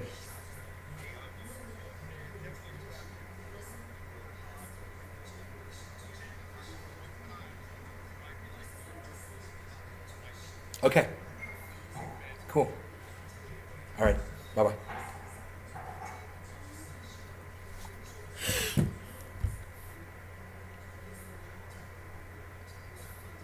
How does it taste right now? It's actually, you know what, bro? I was going to do a dab, but because you're asking. Okay.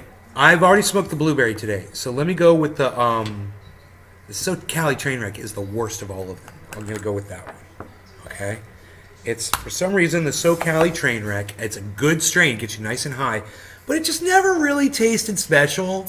You know, it's my friend's strain, SoCali Hippie Hash Man. He's a good guy, but, you know, he knows that SoCali Trainwreck wasn't really, you know, all that. It was, you know, it was a big producer. It produced a lot of cannabis. I wouldn't say the buds were sticky, you know, but they're dense.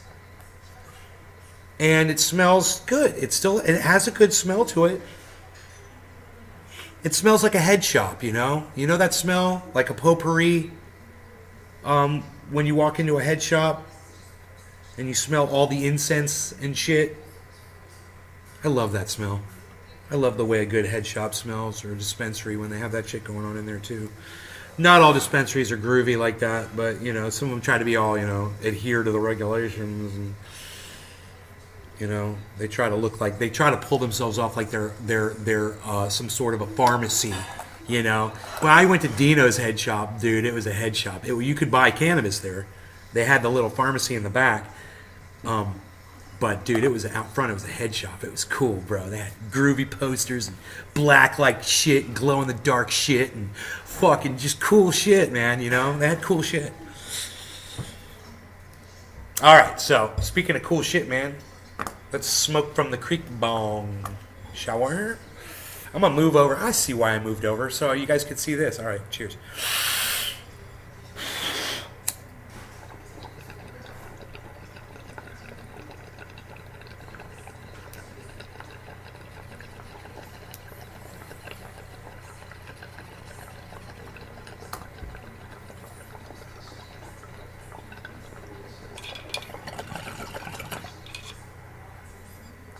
That tasted really good, actually.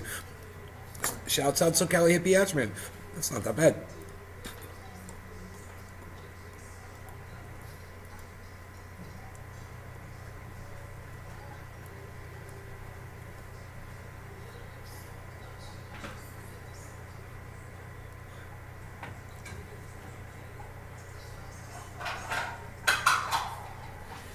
It's Friday. It's time to water the plants.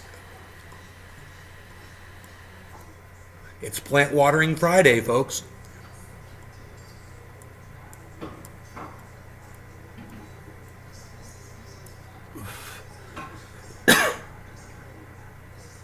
That was smooth and tasty, delicious. Very, very good. I've got to give him credit, because that stuff has got to be 3 years old. It's been sitting here for 3 years. How often do you water your plants? Well, my mother waters her plants every Friday. And she went, she just totally did that when I said that. She's like, why did you do that? Why are you even talking about that? Because it's part of the show, Mom. She doesn't like being part of the show.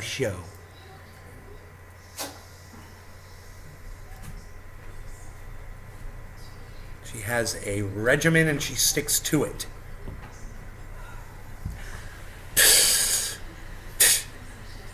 My mom started that shit. My mom created. You know, there's a comedian. His name is Ed Bassmaster. He's got this character that he plays called Chip Diamond. Yeah. And he walks around and he looks at everybody and he's like, I could have done that way better, pal. What are you even doing? Yeah, you know when I talk like that? And he walks around with his arms like this.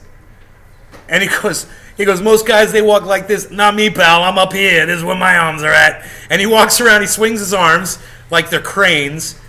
And he's got these big sunglasses on, and it's hilarious. And there's this one bit. It's probably one of his most famous ones. He goes into a gymnasium, and there are these guys, and they're lifting these giant weights, these huge bodybuilders.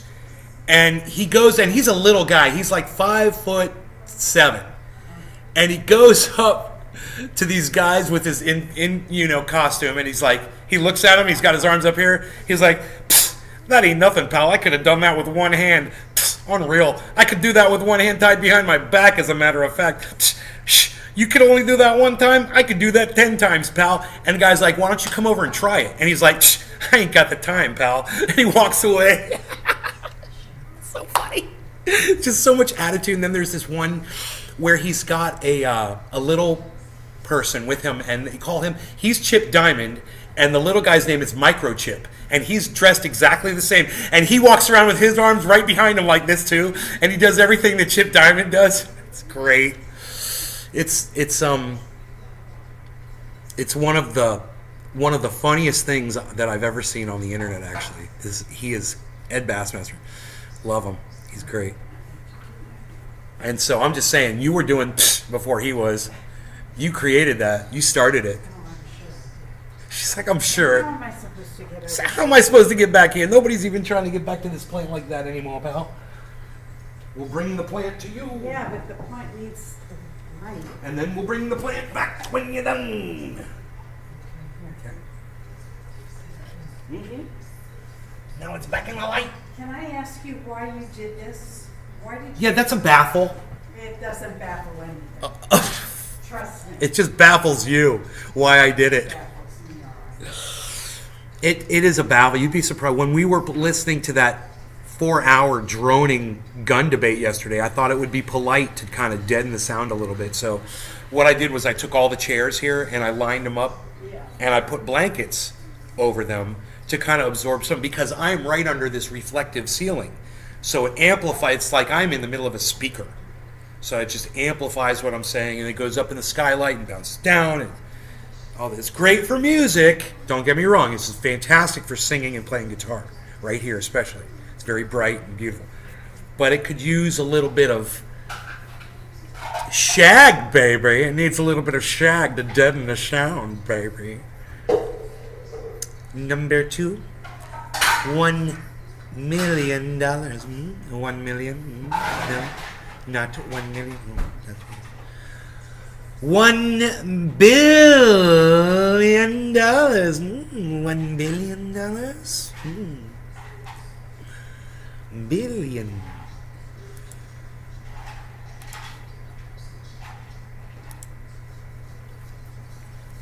He is not an attractive looking Let me man. ask you, Radek, what should we do with Vladimir Ukraine? Putin. What should the West Not do easy with to look Ukraine? at. I think there's general agreement that the 2008 Bucharest Declaration was badly done because it vaguely promised NATO and Ukraine and Georgia membership in NATO, but provided no pathway, no timetable. So it was sort of enough to anger Putin without doing enough to protect Ukraine. But how do you resolve that? Should, going forward, Ukraine be given security guarantees by the West? Be given what by the West? Actually, you're talking about... Given security guarantees by the West? Security guarantees by the West.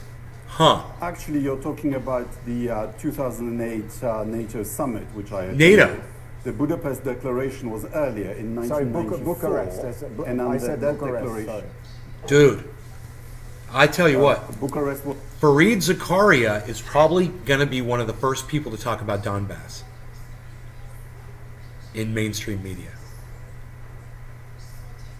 They can't avoid it. They're getting closer and closer and closer. I said 2 months. And I mean it. It's going to be a Budapest crawl. Declaration was the to get there. agreement whereby Russia, primarily, the United States, Drip, Britain, drip. And then later France and China, gave Ukraine the guarantees of independence and security of borders in return for Ukraine giving up what was then the world's third largest nuclear stockpile. And Russia has clearly broken the security assurances that it has given. So it's very difficult to deal with a head of state like Mr. Putin, who customarily lies and breaks international agreements. But what to do about Ukraine? Give it a security guarantee now, or? Well, we are giving Ukraine something better than security guarantees, namely the means to do what they want to do anyway, which is to defend their land from purges, from war crimes, from deportations to gulags in Russia. You know, Charlie was in the Obama administration, which advised the Ukrainians not to fight in Crimea. That led to Donbass. They didn't then arm... Let's go back. Whoa. Which advised the Ukrainians not to fight in Crimea. That led to Donbass. They didn't then... to gulags in Russia. You know, Charlie was in the Obama administration, which advised the Ukrainians not to fight in Crimea. That... You guys, did you catch that? He's mentioned Donbass. Did you hear that? He fucking mentioned it, dude. to Oh, it's the yeah, for the underwater camera. Thank you, Mom. Oh, I'm so glad. Donbass. They didn't then arm Ukraine, so Putin thought that he could take all of Ukraine and extinct. But listen to the way he glazed over Donbass. See, it led to Donbass. Okay, what? It led to what, bro? You said that in literally like 2 seconds. I'm so confused how these people are able to do this. You know, Charlie was in the Obama administration, which advised the Ukrainians not to fight in Crimea. Which you advised the Ukrainians not to fight. Did he say Ukrainia? What did he say? Can we slow this down? I'm slowing it down, seriously, because I'm totally lost here. Want to do anyway, which is to defend their land from purges, from war crimes, from deportation. Like Donbass wasn't a war crime. To gulags in Russia. You know, Charlie was in the Obama administration, which advised the Ukrainians not to fight in Crimea. That led to Donbass. They didn't then arm Ukraine, so Putin thought that... He says they didn't arm Ukraine. Dude, we've been arming Ukraine since 2014. So what I don't understand is, since we cooed their government in 2014, I don't understand why he's saying we didn't arm Ukraine. We armed Ukraine. They took those munitions and they bombed the Donbass. And he's acting like Donbass happened and it was just Donbass happened. Do you hear that? That led to Donbass. It led to Donbass, and we're not going to talk about it. I'm not going to tell you the 14,000 ethnic Russians were slaughtered by American munitions by Zelensky and the Ukrainians. And the Azovs burned alive, beaten to death. All kinds of horrible shit, man. 14,000 ethnic Russians. It's a thing. I'm going to talk about it on every single podcast. I'm always going to mention it till these people start mentioning it. And this guy just mentioned it. But he doesn't want to talk about it. Let's go back to normal speed. It's weird that I couldn't slow it down a little bit faster than that, you know, but... They didn't then arm Ukraine, so Putin thought that he could take all of Ukraine and extinguish it as an independent nation without paying a price. Well, I'm very glad that the lesson has been learned and that he is now paying a price, and we need to expel him from Ukraine, because if we don't... All of these people are angry and mad at Vladimir Putin. They're not... He doesn't want to take responsibility for what happened in Donbass. He doesn't want to say that it even happened.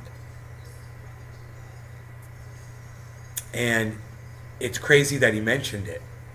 It's almost like I said, they're going to have to start mentioning it sooner or later. Then they're going to have to start explaining what it is. Donbass. Wait, you mentioned Donbass. Was that a result of a coup that CIA sponsored in Ukraine to overthrow the government that favored Russia because they were going to do a deal with Russia? And they didn't want that. The Americans didn't want that, so they put the CIA in there to go ahead and overthrow the government. They couped the government. They put in Zelensky.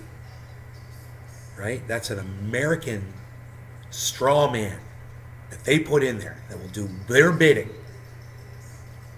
And this is exactly where America wants to be. This is where Joe Biden, that is where this man wants to be. They want to be at war with Vladimir Putin. And I'm telling you, they might be making a huge mistake. It's like Doherty said in her article, I should have listened to Putin. We'll find him on the border of NATO. Charlie, you disagree because you've written a piece in The Atlantic saying the Ukrainians should essentially pocket what gains they have and stop at this point. Not So this guy right here worked for the Obama administration when they were dealing with Ukraine. This should be interesting. try to kind of regain all their territory, right? The problem with that, I just wonder, is the Russians don't seem ready to negotiate even on those terms. I mean, the Ukrainians do seem to want to recover more of their territory, but the Russians, as far as I can tell, are not seriously negotiating about anything at all to end this conflict. Well, first point I'd make is kudos to the Biden administration for putting together an amazing coalition and putting on the ground in Ukraine the arms that Ukraine needs to defend itself. I do think, Fareed, that we're getting to a phase of the conflict in which the war is going to be more difficult for the Ukrainians. They're now more on offense than on defense, trying to push back positions that Russia took in 2014. And as a consequence, I do think we're going to see more of a stalemate, and that will provide an opportunity for a conversation with the Ukrainians about their war aims. And yes, it is up to the... Wow, this is one of the first people I've said, hey man, we need to stop and have some fucking talks. That's true. Charles Kupchan, former senior director for European Affairs, National Security Council under Barack Obama. Let's go back. I want to hear everything this guy says. As far as I can tell, are not seriously negotiating about anything at all to end this conflict. Well, the first point I'd make is kudos to the Biden administration for putting together an amazing coalition and putting on the ground in Ukraine the arms that Ukraine needs to defend itself. I do think... Do you see what he just did there, guys? I'll tell you. What he just did was he ingratiated himself to the Biden administration because he feels like he has something to offer them. So he's going to give them a very nice compliment about the way they're doing things because he wants to work for them. He doesn't at all think that sending weapons to Ukraine was a good idea. Trust me, he doesn't. He wants them to stop, and he wants, instead of spending money on weapons, he wants them to rebuild Ukraine. He wants them to talk about peace. He knows what's up. He's a peaceful guy. Very interesting, isn't it? Let's keep listening. That we're getting to a phase of the conflict in which the war is going to be more difficult for the Ukrainians. They're now more on offense than on defense, trying to push back positions that Russia took in 2014. And as a consequence, I do think we're going to see more of a stalemate, and that will provide an opportunity for a conversation with the Ukrainians about their war aims. And yes, it is up to the Ukrainians, but I think the United States, the Poles, other NATO allies should be discussing how to bring the war to an end sooner rather than later. I don't have in my mind some sense of exactly where to stop. Should we push the Russians out of Donbass, but not try to retake Crimea? This is the conversation that needs to take place. But do keep in mind, number one, the risks of escalation. Number two, the blowback effects. I'm very worried that as we head to the midterms, the America First wing of the Republican Party is going to get stronger and stronger. We've seen... Dude, I have a feeling this is the last time we're going to see him on any television, MSM television show, ever. He is saying exactly what Big War does not want to hear. Raytheon, Northrop Grumman, Lockheed Martin, Blackwater, BlackRock, all of these huge corporations, even Google, none of them want this man to say what he is saying.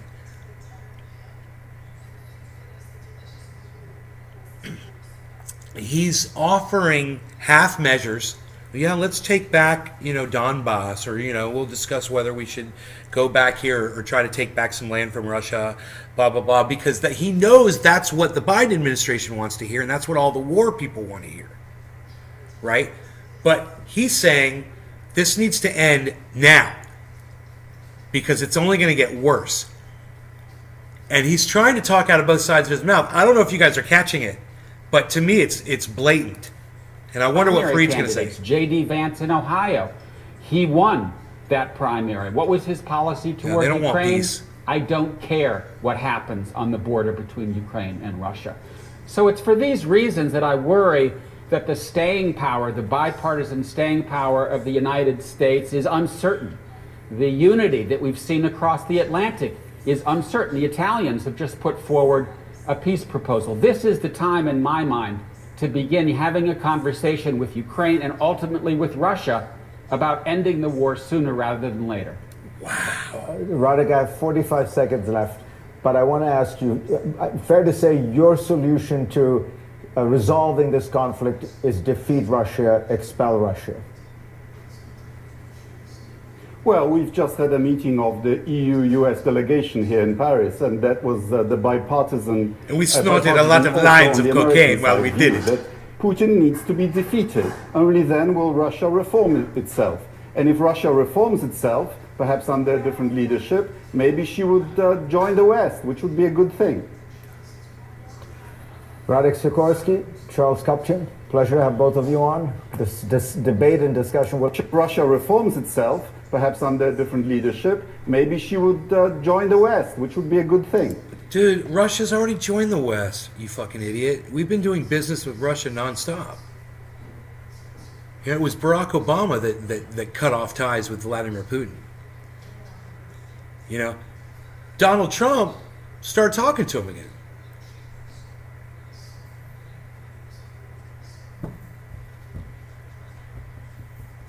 Look at that smug look on this motherfucker's face. Like he knows. Look at that smug look on his face. Do you guys see that? Look. Look at this. Look at that smug look on his face. Wow, man. I give Fareed Zakaria credit for having both of these people on. I can't believe that the only person that mentioned Donbass was this guy. The fucking war hawk. The only way to win this is to beat Vladimir Putin, he said, or get new leadership in Russia. A coup. And they want to coup everything, man. You see a warmonger there, right? I see a coup monger. He wants to overthrow the government of Russia. And he wants as much international help as he can get. I just came out of a meeting with the EU and America, and we have to beat Russia. That's it. We have to beat Russia.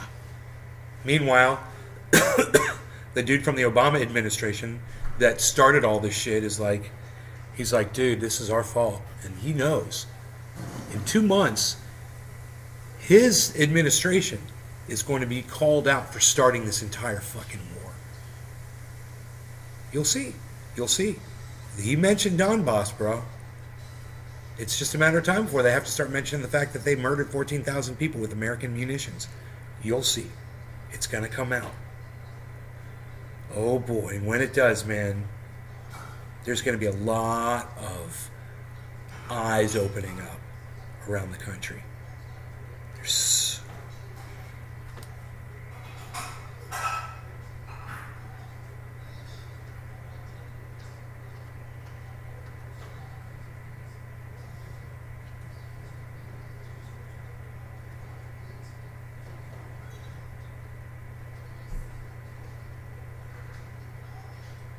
My predictive texts went away and I don't know how to bring them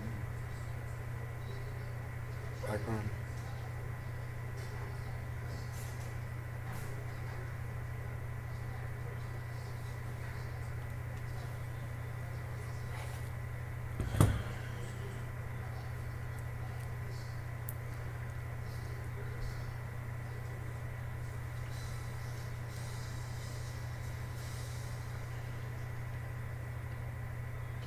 Okay, if you want to beat Russia, put boots on the ground and push into Russia. Right, Cannabis Heels? You're right, you're right. You know, or, pull one of those Desert Storms where you pull a bunch of, ships over there and you start firing missiles into their cities.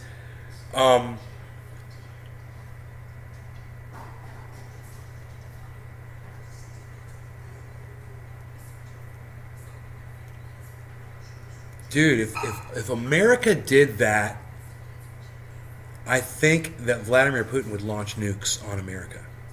He'd be like, okay, fine. He's probably got like a little quick button too. It's Vladimir Putin. You know, he probably no codes or some dude carrying around the box or nothing like that. He's probably just pulls out his cell phone and goes, dude. It's probably right on the front screen too. It's just a red button and it says Kill America underneath it. That's the app. It's the Kill America app. And he just hits it. Boom. No, I always forget.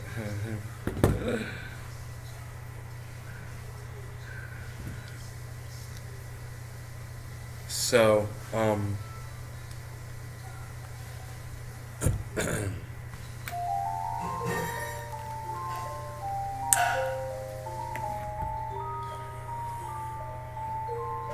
what else is going on here? Huge problem.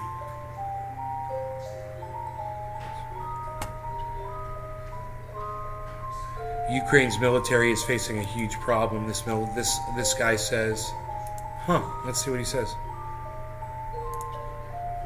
While we listen to this music in the background. Where exactly are these lines of control, as they're called tonight, with Russia now holding, what, about a fifth of the country? Is that right? That's right, Wolf. A fifth of the country. It's about... I didn't know that. I didn't know that Russia is holding 1/5 of Ukraine. Did you guys know that? 20% of Ukraine is under Russian control.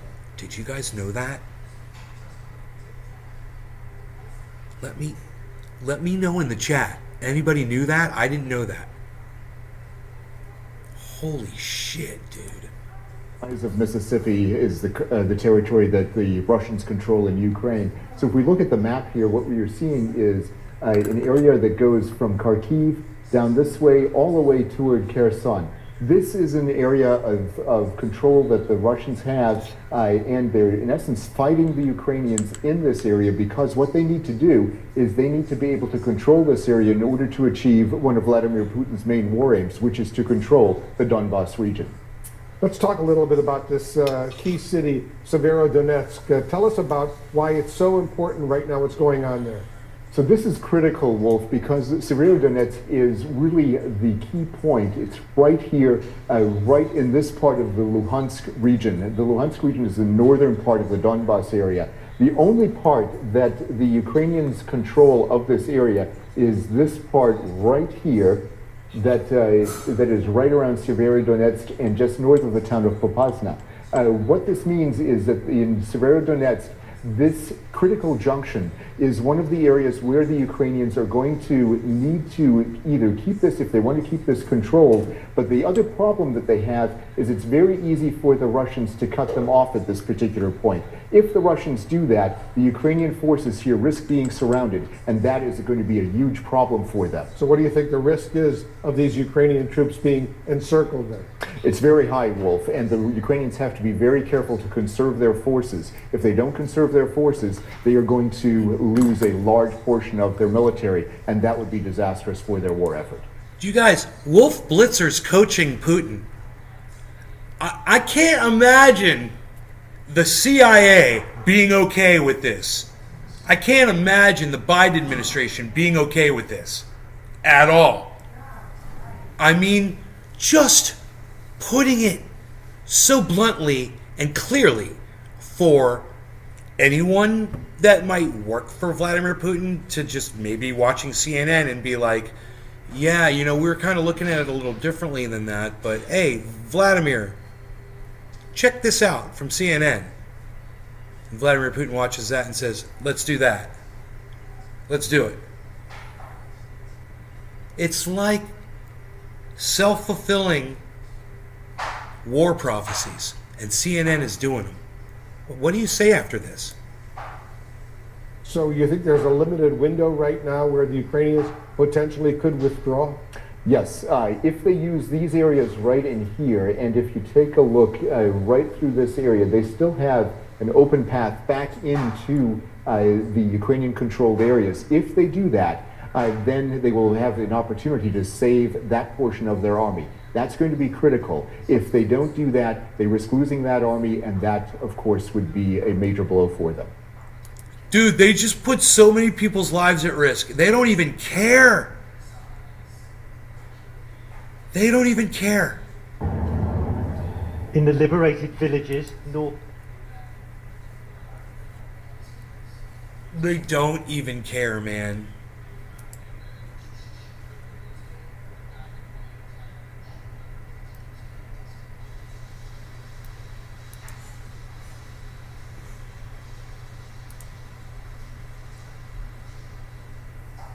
This is where all the magic happens. This is our converging diverging nozzle. Without this, you don't have a hypersonic wind tunnel.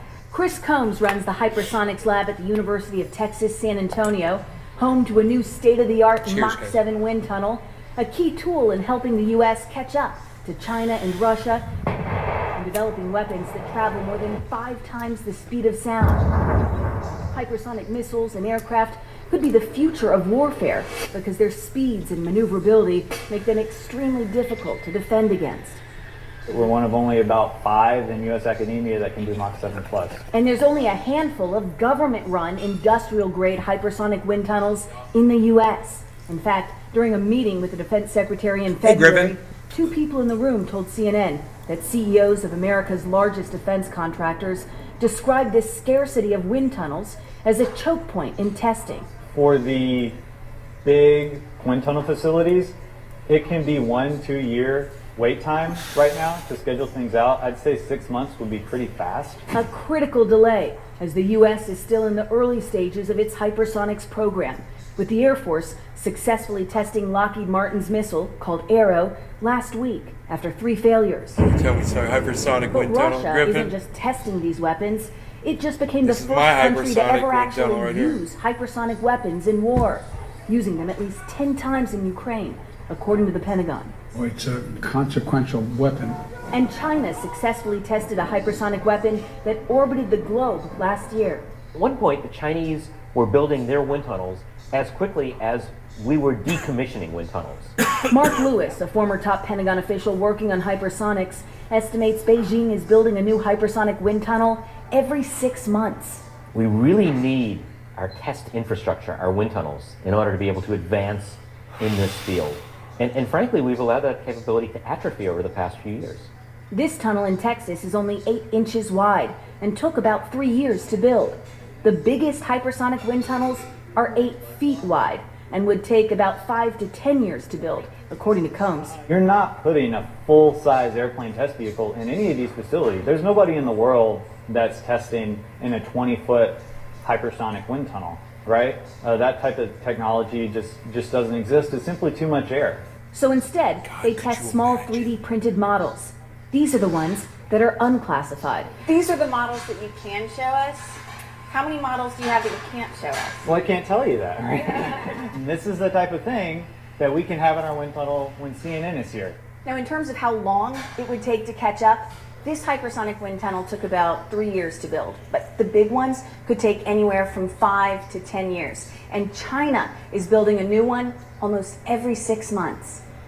Kristen Fisher, CNN, at the University of Texas, San Antonio. Dude, is it just using regular fucking, no, how do they fucking generate that on? This is the last road. Yeah, I don't want to hear that.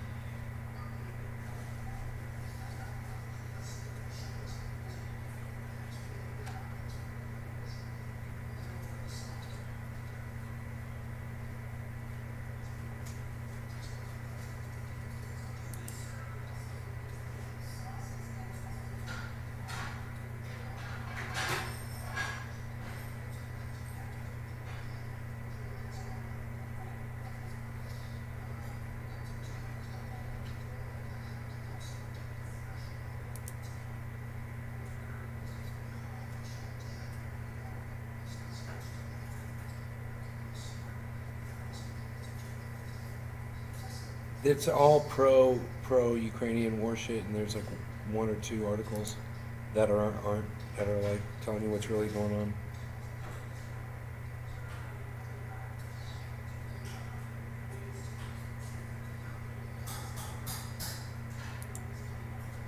To Lysychansk, Putin's forces have moved with rare focus here and may soon encircle the pocket of 2 cities on a river we're driving into. The Ukrainian forces we saw here, mobile, tense, at times edgy. And this is why, across the river here, the besieged city of Severodonetsk, increasingly more in Russian hands, whoever you ask. We can hear the crackle of gunfire down towards the river below. Well, we were told the Russians have tried already to get into town, and it looks like we might be witnessing another attempt over there. That smoke near one of the remaining bridges into the city.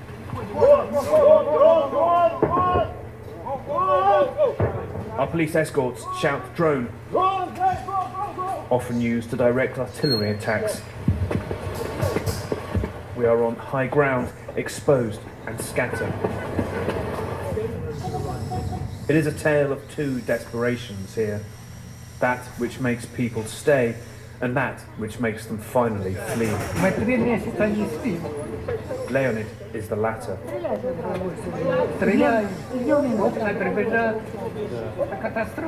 gotta bring all my stuff in, man. So I gotta go do that. We've been live for 2 hours, son. So I'm gonna go. Some who stay are increasingly I'll see you guys later. You guys take care, okay? Ukrainian state here. A young woman was killed here a day earlier by a shell. And locals told us I love you guys. Saying cameras attracted shelling. Turn on notifications. Follow me at Nays Garden on Twitter, guys. That's where I'm at. Russia's bloody persistence. I hope y'all had fun. Thank you so much for being here. Bringing the kind of victory you guys in are the the best freaking audience. I appreciate y'all. Okay, you this guys take cinema care. Was a bomb shelter. Local officials said it's unclear if, when their huge airstrike hit, the Russian military was aware it had been emptied days earlier. Just startling how whole chunks of this cinema have been thrown into the crater there. There's just the ferocity of the airstrikes we're seeing here, designed simply to get people out of this town. Those who stay among the shards of glass feel abandoned already. Many people, but there is no gas or water or power or anything. We asked the aid workers today when it will all come back, and they said there are only prostitutes, junkies, and alcoholics left. That means the aid workers have left here. Lydia is carefully picking up the pieces of the airstrike, which she felt the full force of in her apartment 8 floors up. There's an old lady on the first floor and me with my disabled son. She says he doesn't really understand the war's happening. Retreat lingers in the empty air. If Putin takes here, he may claim he's achieved some of his reduced goals in this invasion. It's now the unenviable choice of Ukraine's leaders. If this is the hill its men and women will die on.